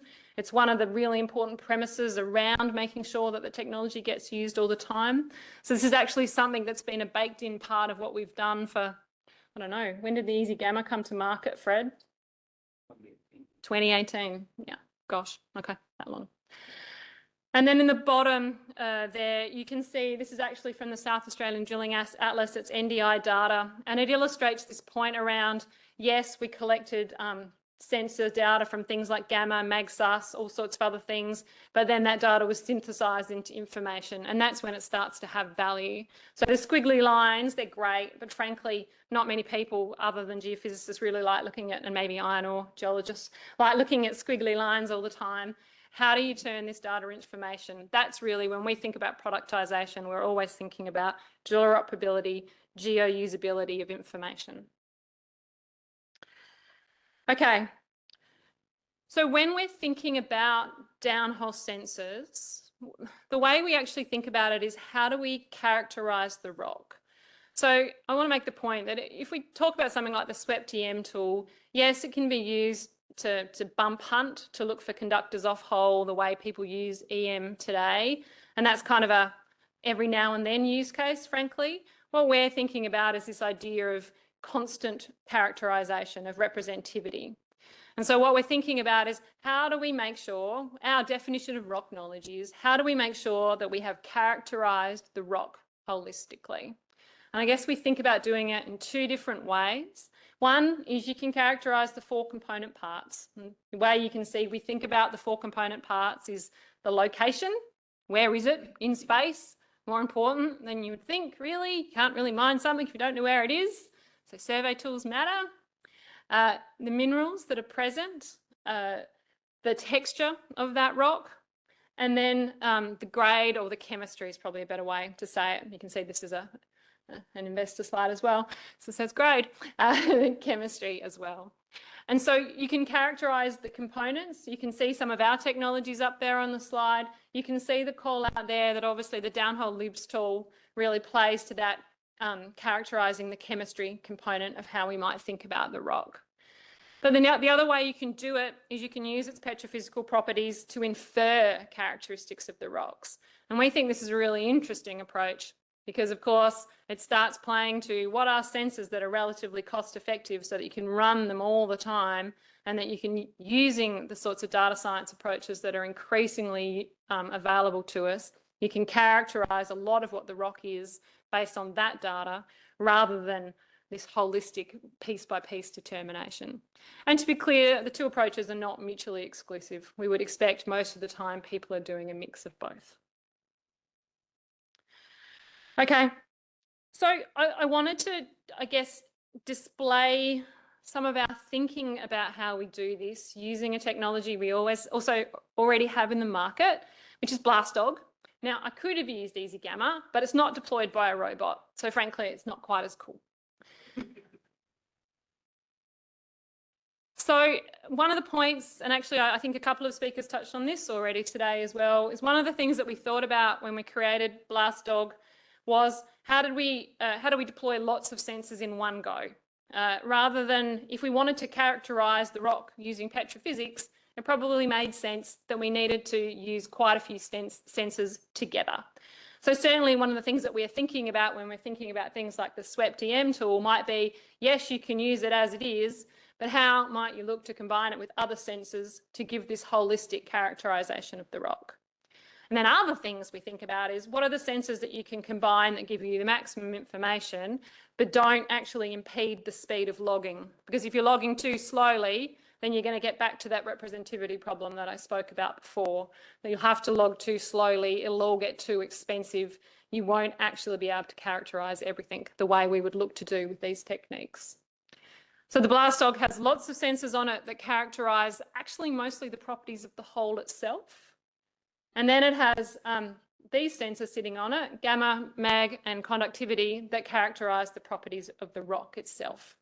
With the idea being that if we're measuring all three of these things that are reasonably independent from each other, then we have this real chance of actually looking to characterize the rock in its entirety. So in the setting that is that is mining, BlastDog is used on blast benches, on surface blast benches to characterise blast holes. It also gets used to characterise grade control holes when people are doing RC grade control. But in that case, what people are starting to really try to do, why they care about representativity, is this idea of much more spatially dense data to be able to, rather than have data at this sort of resolution, have data at the resolution of every single blast hole that's being drilled. And they care about that to start thinking about things like precision mining. But if we think about this within, say, the resource delineation phase, where you might be looking to characterise diamond holes or the RC holes that you drill at that phase, you might be thinking about, how do I make sure I fully characterise this mineralisation at that scale to make sure that I understand the geometallurgy before I process it? But it's this idea that you need to know, how can you characterise something at the maximum spatial density you can at every stage that you're at? And here's actually some data that's been collected to really make this point around going from single streams of information that sit across the top. Those are the 3 different streams of data. And at the bottom, based on analytics, turning it into rock type so that you can start identifying characteristics of the material that you're working with, and then you can make decisions based off of those characterizations.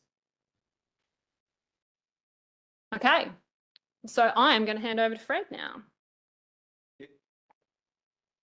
Yeah, so to step a bit back from BlastDog, and which is mainly focused in RC grade control and production drilling, in geochemistry, there's a term that's used, and it's life of mine geochemistry. And basically what that means is at any point in your collection of data, in your analyzing of your geological samples, you collect a broad enough suite of elements that you can use those throughout the entire life of the mine, independent of what problem you're trying to solve at the time. This is very analogous to how we use geophysics, or how we should look at geophysics.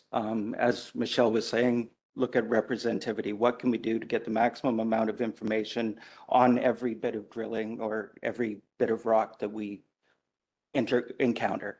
So really the goal of this is for routine collection of multi-parameter geophysical data on all holes. So what this provides is a very data-rich, very high-density data layer that can be combined with multiple other data sets that you collect.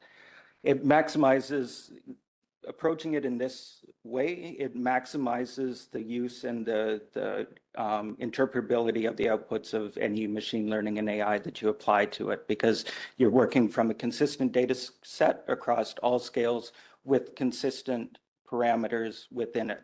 So if you're looking at, and this is even better if you're using the same technologies across each of these different techniques. Another benefit of it is it's one of the few and slowly growing opportunities to collect real-time data that you can make decisions on at the time or very shortly after the drilling has completed.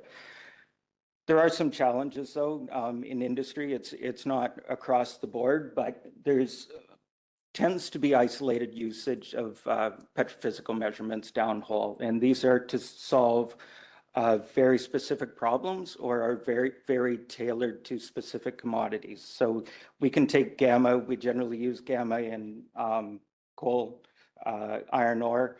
It's very applicable across other deposits, but it's not very familiar to geologists that are using the data about how they can use it. So it tends not to be used and not to be collected.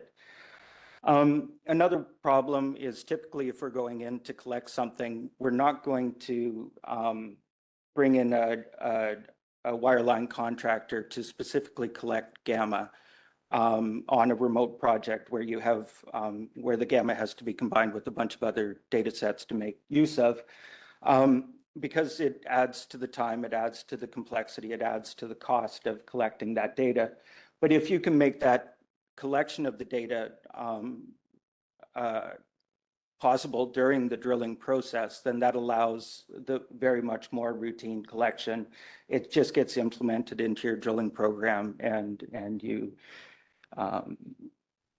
you collect that from the start. So these are certain challenges. There's different ways that we as IMDEX approach these challenges, and it's not just putting out a new technology into the arms of everybody and say, hey, use it, you know what to do, go for it. Some of the things we do is a technology on its own has limited benefit without the workflows and the that go along with it. How do you bring in that data? How do you interpret that data? And how do you change that data into information? Not everybody that's using the data as well is a geophysicist. They could be a geo with very basic knowledge in geophysics, but you want to be able to take that data, put it into a form where you can make decisions on it. So one of these workflows that we push is combining some technology that was developed in the DET CRC and was brought in to IOGAS, which is wavelet tessellation, which can be run on the gamma data. What the wavelet tessellation does is it takes the squiggly lines and it picks out your major boundaries in the data across multiple scales. So you can look at fine scale boundaries or coarse scale boundaries, and you can take that directly and use it when you're logging the core. So you know where to focus on. You've got optimal use of your time when you're logging the core. It also gives a certain basis for your logging. So to increase the consistency across different loggers, across different regions. Another way that we promote the use of it is to add value with our existing tools. So we have a number of tools in the market. One of these tools is a magnetometer that's used for surveying, so to tell your azimuth of your hole. One of the problems with magnetometers is they're affected by magnetic ground. So if you're using a magnetometer in magnetic ground, you'll get a deviation in your azimuth that isn't the actual direction of the hole. If, however, you combine that data with a gyro survey, which tells you where the hole is headed, you can calculate the residual magnetic field by removing the normal magnetic field. You can calculate the residual magnetic field, which is contributed to by the local geology. So using that, you can map these down holes at various stations down the hole. You know the direction of the magnetic field. We know that the magnetic fields travel around a magnetic body, and we can use that to vector the position and orientation of those magnetic bodies. But also we can use that to validate and refine both aero and ground mag surveys. The other way we do it is we bring new technologies into the mix, or we try to. And one of the ones that is a topic of interest today is the downhole EM, swept frequency EM tool. The real benefits of this is it uses conventional, accepted, and understood parameters that it measures, but it adds a lot of capability to what it can measure. It's also a compact and it's a single mode tool. So it uses one set of coils, so it measures both the magnetic susceptibility and conductivity, so you're not stacking tools. So what this does is it allows, the compact tool allows a lot broader range of application in use. So it does go further towards making it a driller operable tool. As well, with the multiple frequencies, it allows a broader depth of investigation. So we can start interrogating more the off-hole responses and where they're from and what their purposes are. So you may have seen the pre-commercialization document that came out, some of you. So really, this is at the stage where commercialization of it is on the cards, I guess. But really, what I'll do now is just look at this from the progress and the next steps from a commercializer's perspective. So a lot of times we talk about the research perspective, where we need to get to from a TRL standpoint or a technology readiness standpoint. But this is really the handover going from a good, cool technology to making it into a product. So going from TRL to PRL, if a product readiness level. I don't know if I'm coining that. I don't think so. Okay, cool. But yeah. So where we are now is the technical risk has been reduced and there's been results demonstrated, positive results from it. This is what I see, and we kind of have the idea within IMDEX of the real value of the research within the MinEx CRCs. They're taking very hard problems, very new technologies, and demonstrating them out to a point where they can demonstrate that they have value. Over the period, the technology has also been developed aligned to both industry in resource companies, but also in the METs with our involvement in it, to ensure that the direction of the project is hopefully solving something that industry wants and is pulling. So, but in that process of the handover between technology to product, there's still a lot of work to go. And in some cases, this is where the real work starts, some of the harder, non-fun work. And really it's assess and revise business cases. The project's been going for 6 years. Climate's changed a little bit in those 6 years, but it's not only looking at the product now, but looking at the product in the future and where we see it fit. Looking at product fit and alignment within the company to see whether it's something that is aligned with them, and we'll talk a little bit more about that, but also the path to market, because you can't just drop a technology into the market, it never flies.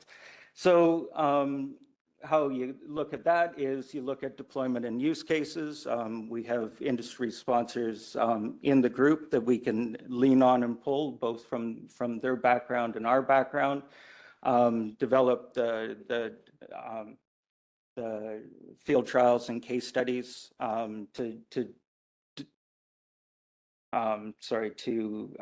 show the value of the product. There's going to be some further reduction of technical risk, but it's identifying that. But more beyond that is the robustification, calibration, reliability, manufacturing, and QA/QC that goes into manufacturing a product and not a prototype. So it's quite a significant process in that. And then there's also the development of the supporting systems integration. So running gear software, all the data systems and architectures that will allow consumption of that data, but also turning that data into useful information. And then last but not least is product support, because you need people to support the tools. You need plans around that. And these are things that I don't think that have to be in the minds of the people that are doing the research. And it leads to what you were saying, Dave. It's not just, it's that transition between the real research and development of a product that makes a difference. So, and I think it's back to you. To me, my last slide. So my last slide is really just returning to where we started, which was our playing to win strategic framework. So the way we do this is we ask ourselves what would have to be true questions. And we ask them across these 6 areas. So the questions here are, what would have to be true for the SWEP-TM tool to be a winning technology within the market? I'm just going to touch on 3 of the areas or 3 of the questions. One would be, what would we have to believe is true around what resource companies value? And for me, I think this comes down to, do resource companies truly value this idea of ore body knowledge or rock knowledge? Do they really want to characterize all of their rocks in this representative way that I've been talking about in real time? I would suggest that there's a lot of buzz that says that people do believe in this right now. The uptake of technologies like scanners would suggest that perhaps that is the case, but frankly, really in the end, the proof's in the pudding in terms of, is this something really that the industry wants to do? And then the second one would be around market segment. does enough of the industry not only believe that there's value in rock knowledge, but also believe that there's value in the approach that we're talking about? That, like oil and gas has been doing for 20 or 30 years, that we might use petrophysical sensors to characterise rocks rather than relying on lab data, rather than relying on scanners. So there's some segmentation work to go.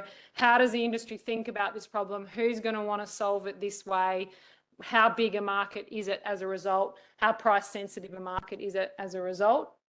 And then the final one for me, I guess, and this is from an IMDEX perspective, is what sort of capabilities do you think the commercialiser needs to bring to the table? Obviously, you can hear from the way we've talked that we think that driller operability, or the ability to get this tool into the hands of the people who are collecting data every day, is critical. And we also think geo-usability, the idea that you don't just need to produce squiggly lines, but you need to produce, answer products, outcomes, is actually a really critical piece as well. Thank you.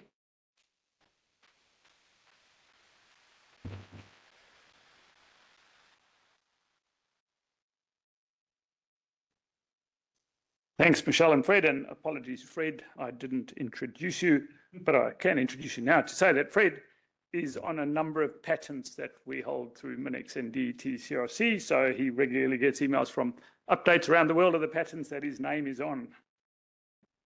Lastly, we now have Sandra, and this is also a double act actually, Sandra and Sam. Sandra is Research Director of Mineral Resources at CSIRO. She's a geologist with 30 years experience across government, industry and academia sectors. In her current role, she's focused on supporting fundamental science programs and working to translate them into application for advancement of minerals discovery and recovery to aid the energy transition. Sandra currently serves as President of the Australian Geoscience Council, an ex officio member of the National Committee for Earth Sciences, and is working or has worked across advisory committees for AusScope, MinEx, Geophysical Research, universities, and allocation of public funding for cooperative research programs. And while I'm here, I'll introduce Sam, who's Digital Lead Discovery at CSIRO. Sam is a software engineer, digital lead and software architect working in the CSIRO Mineral Resources business. Since 2018, Sam has 14 years experience delivering all types of software projects, from production web applications to experimental scientific prototypes. Currently leading the technical development of the Exploration Toolkit, a platform for leveraging 30 years worth of CSIRO mineral resource data, analytics, knowledge, and more to enhance internal capability, drive business development, and offer external services assisting exploration. Sandy.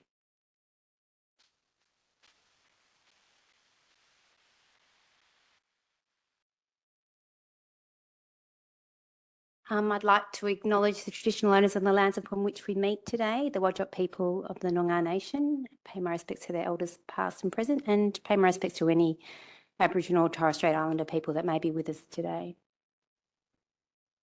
Okay, so I promised that I didn't talk to Dave before this, but earlier I thought I should probably change my slides. But I just want to give you a frame up of what we're doing in the discovery program at CSIRO.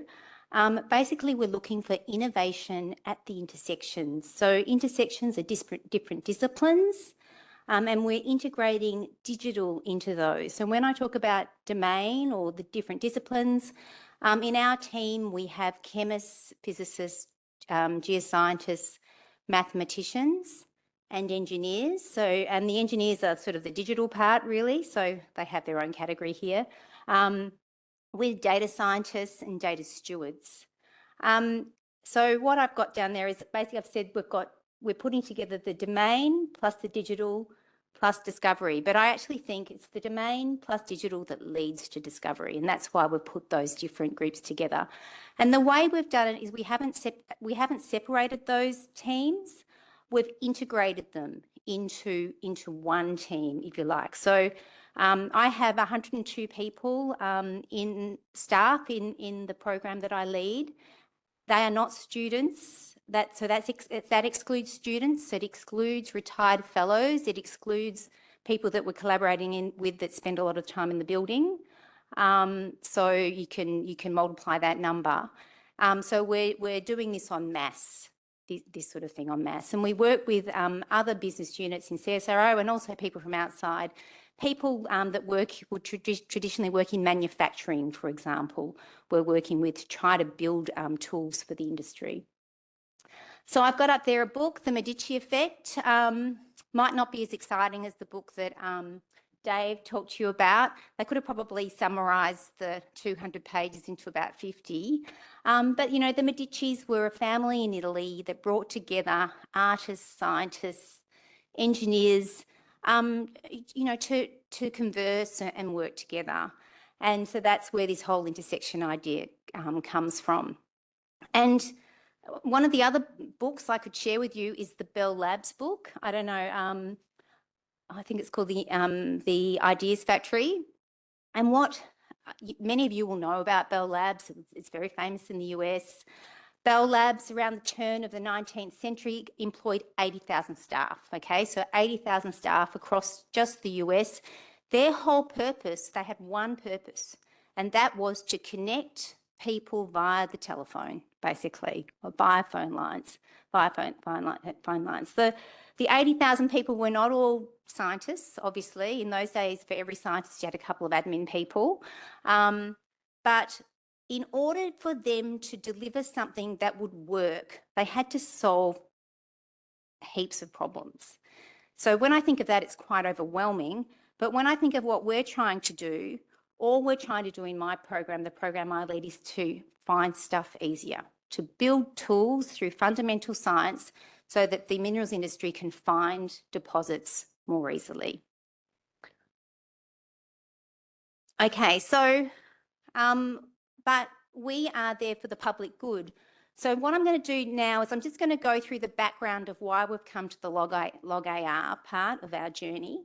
And one of the things that I wanted to highlight was the National Virtual Core Library. So the National Virtual Core Library is is the world's largest drill core mineralogical database. There is nothing like this anywhere else in the world, in any other country on any other continent. There are 1.5 million metres of core that have been scanned in this nation that are available to anybody to look at, essentially. And it enables collaboration, data access, outreach and research amongst everybody because it's completely open source, basically. It's powered by the State Geological Surveys, GA and CSIRO and AuScope, obviously. And the future of the NVCL focuses on data integration to improve that mineralogical data that we already have. So here's a snapshot of some cores from the NVCL. So the NVCL supports things like the Spectral Geologist, which is a software package whereby you can take your squiggly lines and turn them into mineralogy. It also supports a mobile petrophysical logger, which takes petrophysical data, and then again you can turn that into rock types if you want to. And also increasingly we're being able to kind of plot stuff in 3D just from the app. So you can quickly have a look at some of those cores and just have a snapshot, get a snapshot of what's going on in particular areas. And why is it important and why am I talking about it? It's important because this sort of detailed analysis, you can start to then go through the different scales and use the same tools to get mineral maps out of satellite data, so right up to satellite data. So here's an image that is hot off the press. I stole it from one of our ECRs from a talk that she gave last week. And you can see here's mineral maps for the Pilbara. You can see some of the granites in here, for example. And this is from Prisma data. Now, up until quite recently, Prisma data could only be Prisma is from a satellite. It's an Italian satellite, and it could only they would only do passovers for academic use or government agencies, right? So, but now these data are available to anybody. Okay, so they've said anyone can use these Prisma data. So we can take the data from the core. We can take the methods that we use to develop different ways of seeing minerals from squiggly lines from those core, and we can apply it to this scale. So this is just showing that cross-scale work, why it's so important to us at CSIRO to be able to move from this sort of scale down in here, right up and beyond this scale up in here.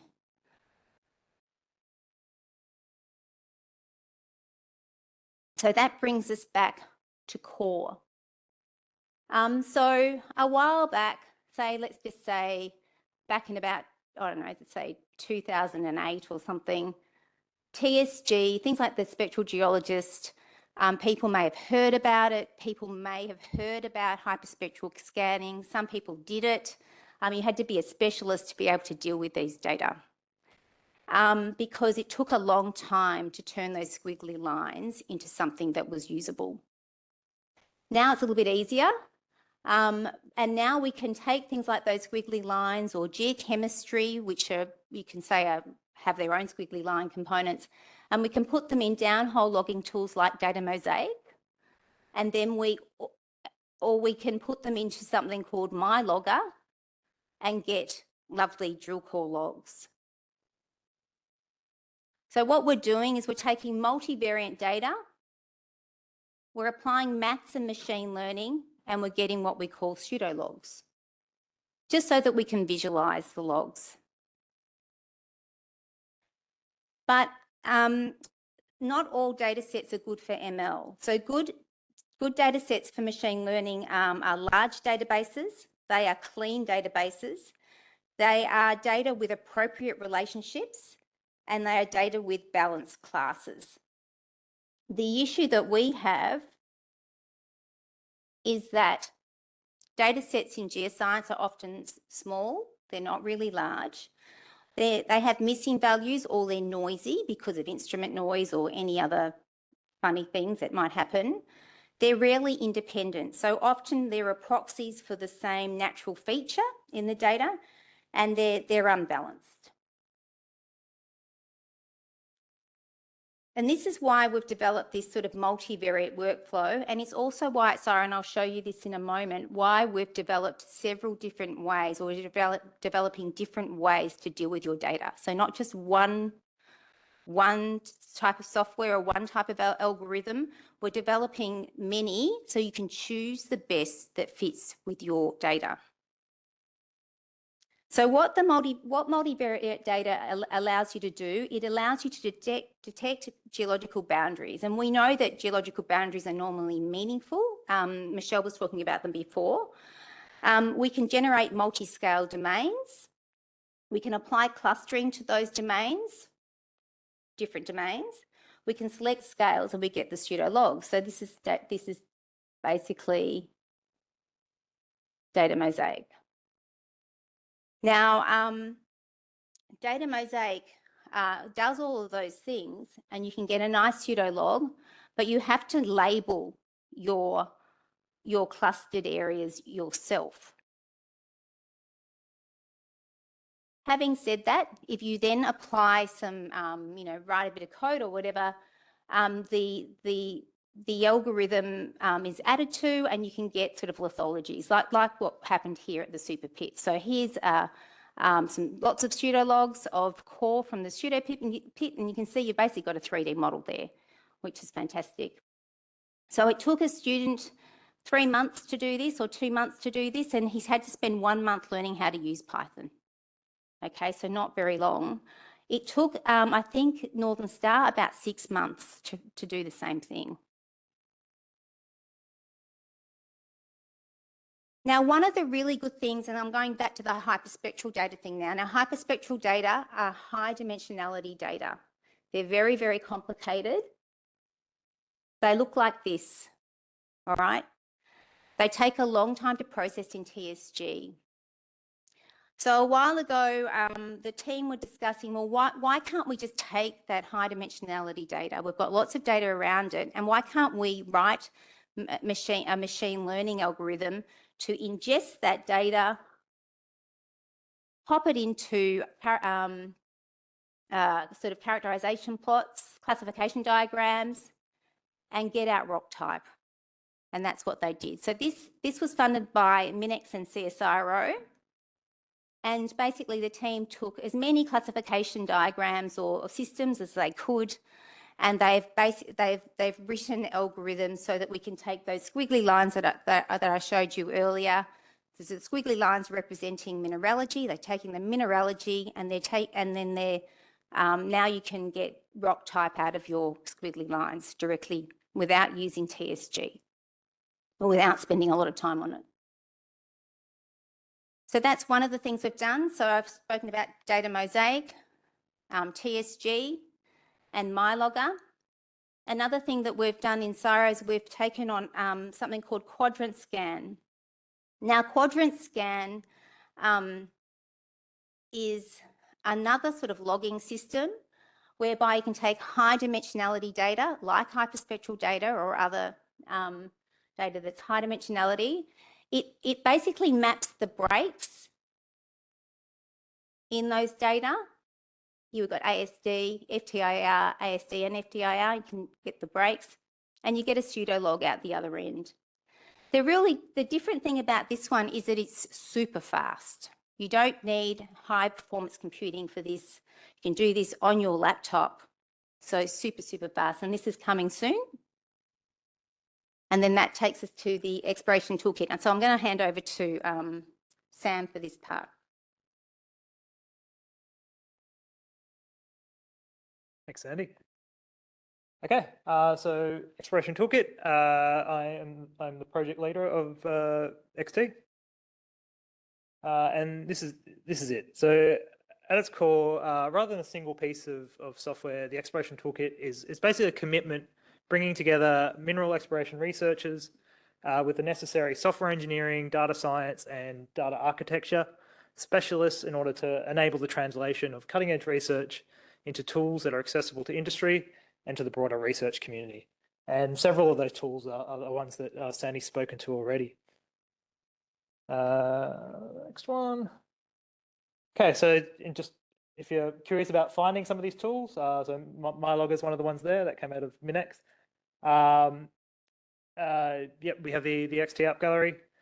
There's a screenshot from it there. So pretty much early on in the project, once we had about 4 or 5 things that we were trying to advertise and talk to people about, we realized that we needed a single point of entry. So we put together a custom web app to provide information, contact details, and links to all the tools, codes, and data relevant to the project. And from this single point of entry, you can get to things like our GitHub page with some open source tools, our data portal, and our research page with some more sort of project information. Anyway, now onto the fun stuff. Okay, so bringing this back to MyLogger, to LogAR a bit more. So XT will be the project that sort of takes LogAR to up the technology readiness levels and sort of tests the water around releasing it and for commercialization. And sort of bringing it back to a lot of what Sandy's talked about already with a lot of our tools related to drill hole data, particularly ones around performing boundary detection, automated logging, and classification, as well as our work with the National Virtual Core Library, making sort of detailed data from thousands of scan core available both to download and use programmatically. So our plan to bring that all together is really on this side. So we've got the XT workbench. And the reason we're putting this together is this is a platform initially focused on drill hole data. But some of the reasons we're doing that is for faster translation of research into usable tools by industry and by researchers.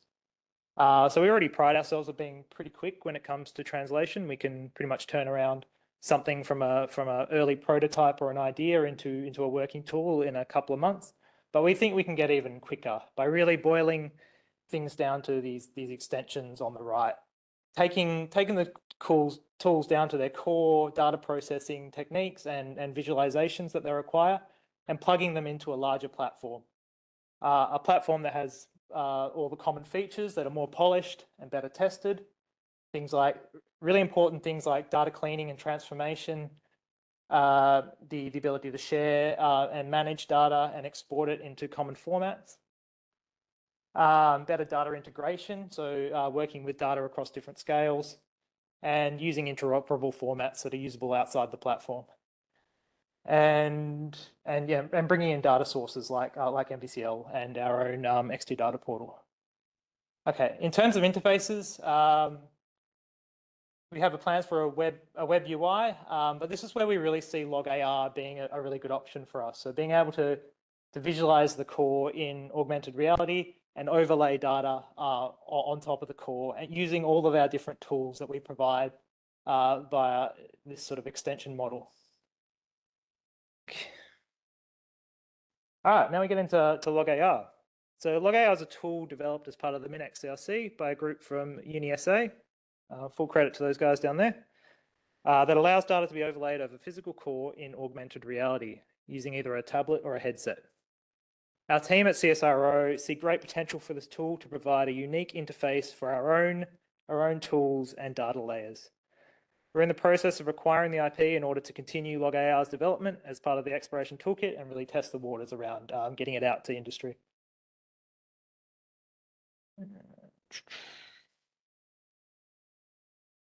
Okay, so this is the opportunity in a nutshell. It's really around the idea that the core logging is a fairly traditionally manual and quite subjective process. It can often involve sort of one person's disposable notes. And what log AR does a really great job of is addressing this by overlaying data layers onto the physical core and allowing notes to be recorded and shared, encouraging a more interactive and team-driven approach.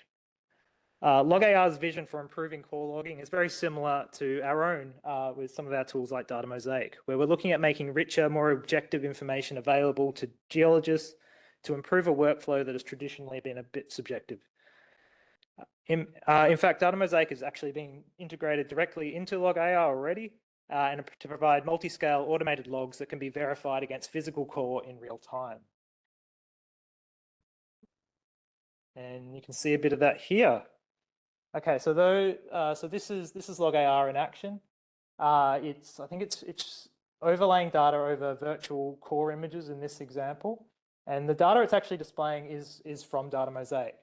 And so the slider they're playing with is the domain scale. So you're able to change the scale at which Data Mosaic's working at in real time and see those changes reflected directly on the core. So you can verify which scale is actually most appropriate for the core that you're working with, and just verify that the algorithm's doing a good job at identifying particular boundaries and rock types.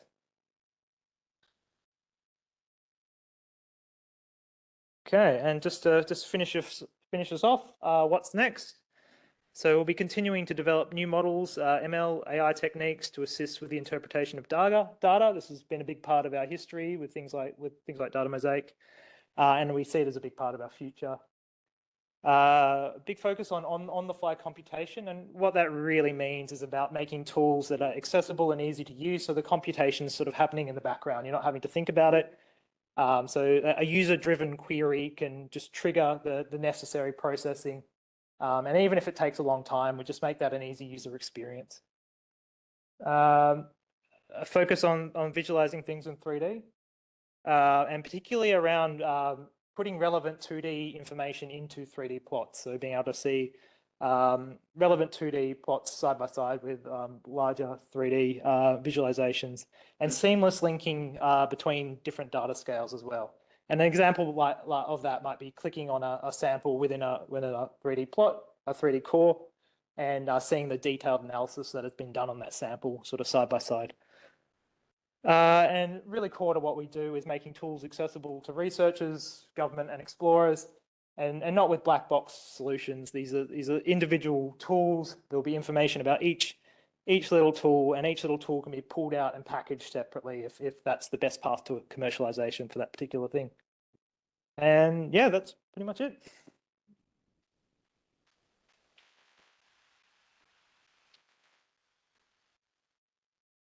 Thanks, Sam.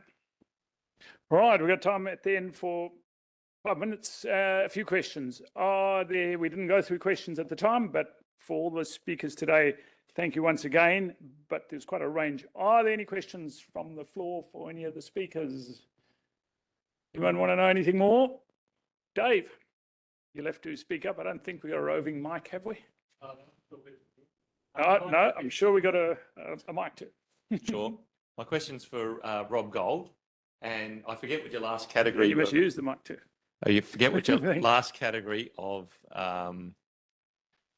drilling utilisation was, but the numbers on the two examples you showed were like 36% and something less than 36%. And I remember us in MinEx absolutely beating ourselves up on the Delamerian drilling program, having 36% drilling time. We had like little sessions, didn't we, where we were like, oh my God, it's the worst thing in the world. We're at 36%. Is that normal, or were those bad cases that you showed us?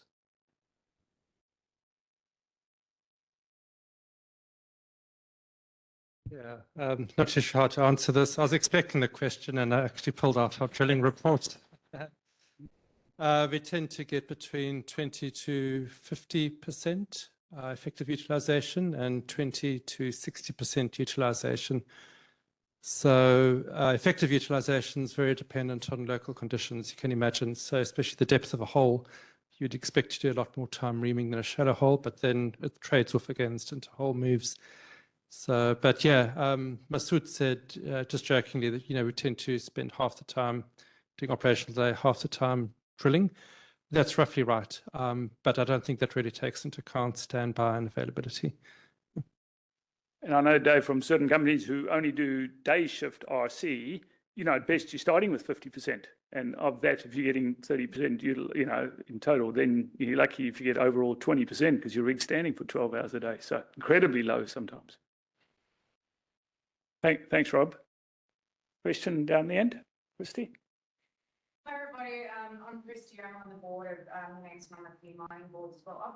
I'm a mining engineer, so not a geo, so a bit outnumbered, but it's a general question. I'm not sure who's best to answer this, but do you think we as an industry as a whole are good enough at promoting what we want to do? Because there's some really good things here. And do you think that we need to go further, not just talking to government and explorers, but putting it out there more broadly to others, like engineers, people in strategy, people in business development? Just a general question. Not sure if anyone would like to take that. Just got a comment that everyone, students and future, there we need to be better. Not getting people from Good point. Anyone want to tackle that? Michelle, would you like to comment on, you were on the board of Ostmine. I mean, doesn't that sort of thing, I know this message doesn't get to companies like that, but is that the type of thing we should be looking at too? I think we talk about it all the time, particularly actually in the reference to engineering, in that a lot of what we talk about trying to do is to characterise the rocks for other people's purposes. So frankly, if we're not talking to the stakeholders that are going to use that data, then we're set up for failure. Mm. Trying to find ways to communicate it, right? To communicate things, terminology that is accessible. I do think that remains a challenge. We love our science so much that I think we tend to, as a result, revel in the complexity when we need to get good at this. Thanks. That's a good point. And Jamie Wade was here from ADIA magazine, the Drilling Industry Association magazine, and we've had an article or two in there in the past, and we'll have another one. And it's a good way of getting it to some part of the market, but it's a small part. Question over here. Sorry, Paul. Yeah. I'll come to you next. Andy and Sam, I guess. Paul Hudkowitz. It leads to the previous question about that modeling capability that you've shown there. Are you going to approach any of the kind of end users like competent person resource modelers? Because that's really valuable what you showed there, to look at all that multivariate data and finally make use of it. And the end users, the ultimate customers of all that, are the competent persons and the resource modelers. And I've seen that it's a real struggle to get all that information to them. Yeah, and who to approach, because I think, looking at some of the corporate sponsors, that should be the end goal of that application. It's pretty much out of it. We are telling people what we're doing. Just really betting on that. For really good people that groups that would probably benefit the most in terms of some of this work that we're doing are planners. Yeah. Right? So even in the planning stage, and even building tunnels and that, walk into those providers. So there's a whole lot of different stakeholders that we are not committed to, and we will mention them. So I look at the section of ideas and visibility. We're actually not, we're okay, but we're not paid from that either. So I think if you spoke to mining engineers and metallurgists and told them what we do know about the rocks for the rock characterization, they'd be hugely interested. So we need, stop talking to geologists because more end users in the room would say, might not be perfect, but they don't want perfect. They just want something good enough to say, how is the rock going to blast or fragment or crush or grind and flow? So we need an open day for others. Okay. Okay. Okay. All right. Sorry, another question across. Sort of on the same topic, one opportunity is using some of this stuff in the sort of STEM market, as in like SciTech or these science museums for children, right? And so it's good practice for us to done our work down to explain it to a 10-year-old. Because once we do that, we might have to explain it to the managers and engineers.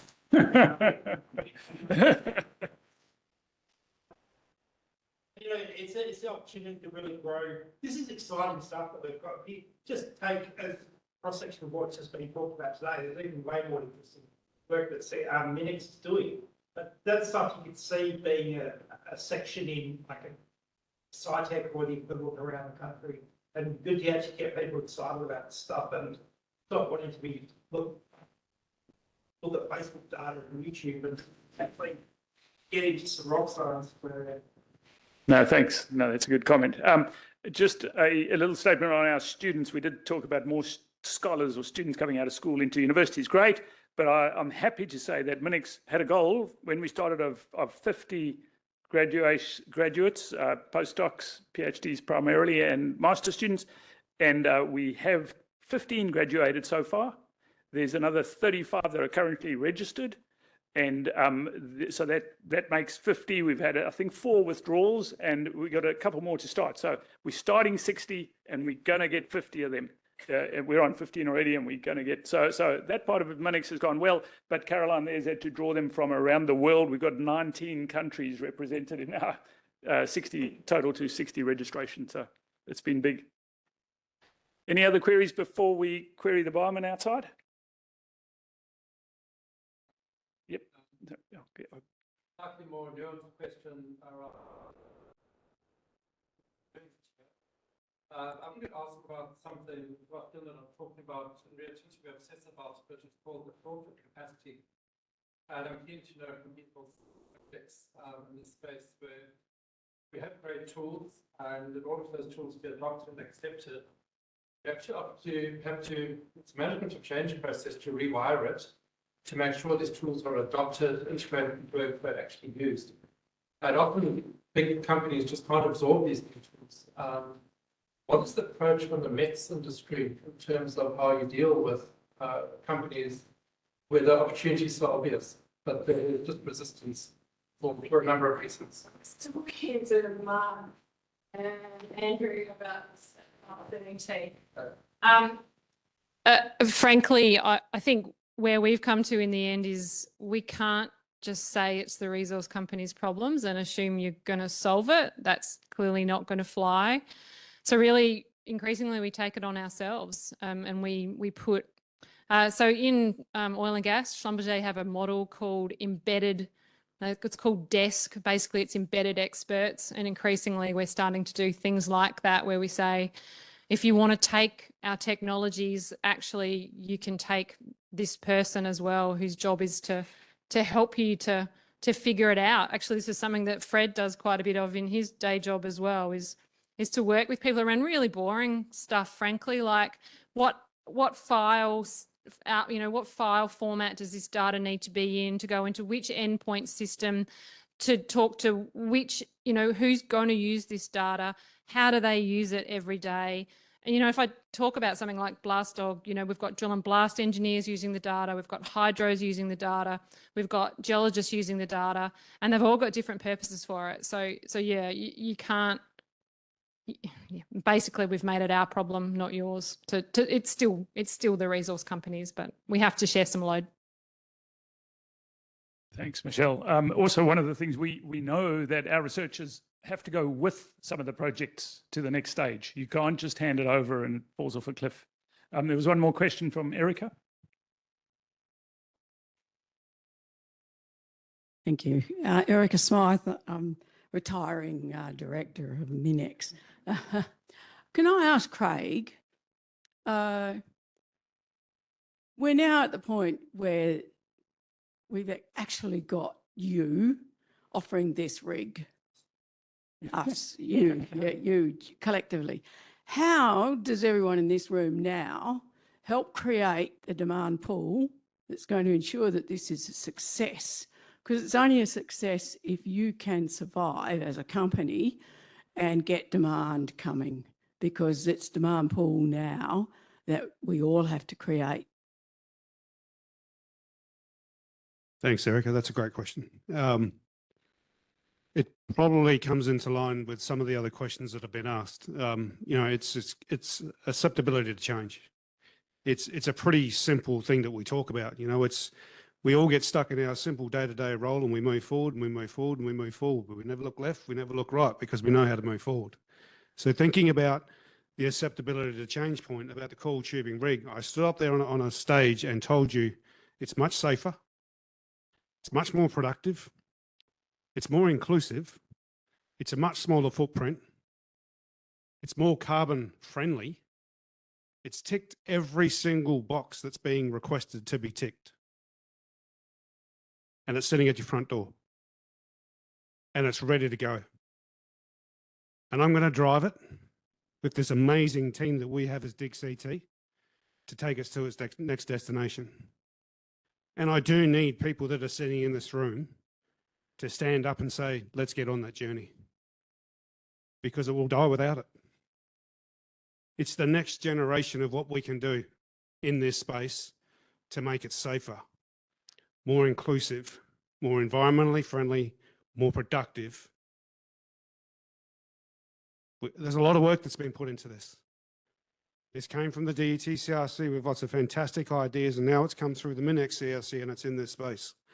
I'm standing up here as an owner, loving what I'm seeing. In my 35 years in this industry, I've never seen anything this far advanced in this industry that can seriously make a change. But the only way it can make a change is if it's accepted. I hope that answers your question, Erica. 045588. All right, thank you, Craig. I think we'll call it an evening at that. The drinks outside on the terrace, and there's a barbecue dinner served at 5:30, so early dinner for anyone who's from the eastern states. Please help yourself, and thanks everyone for today.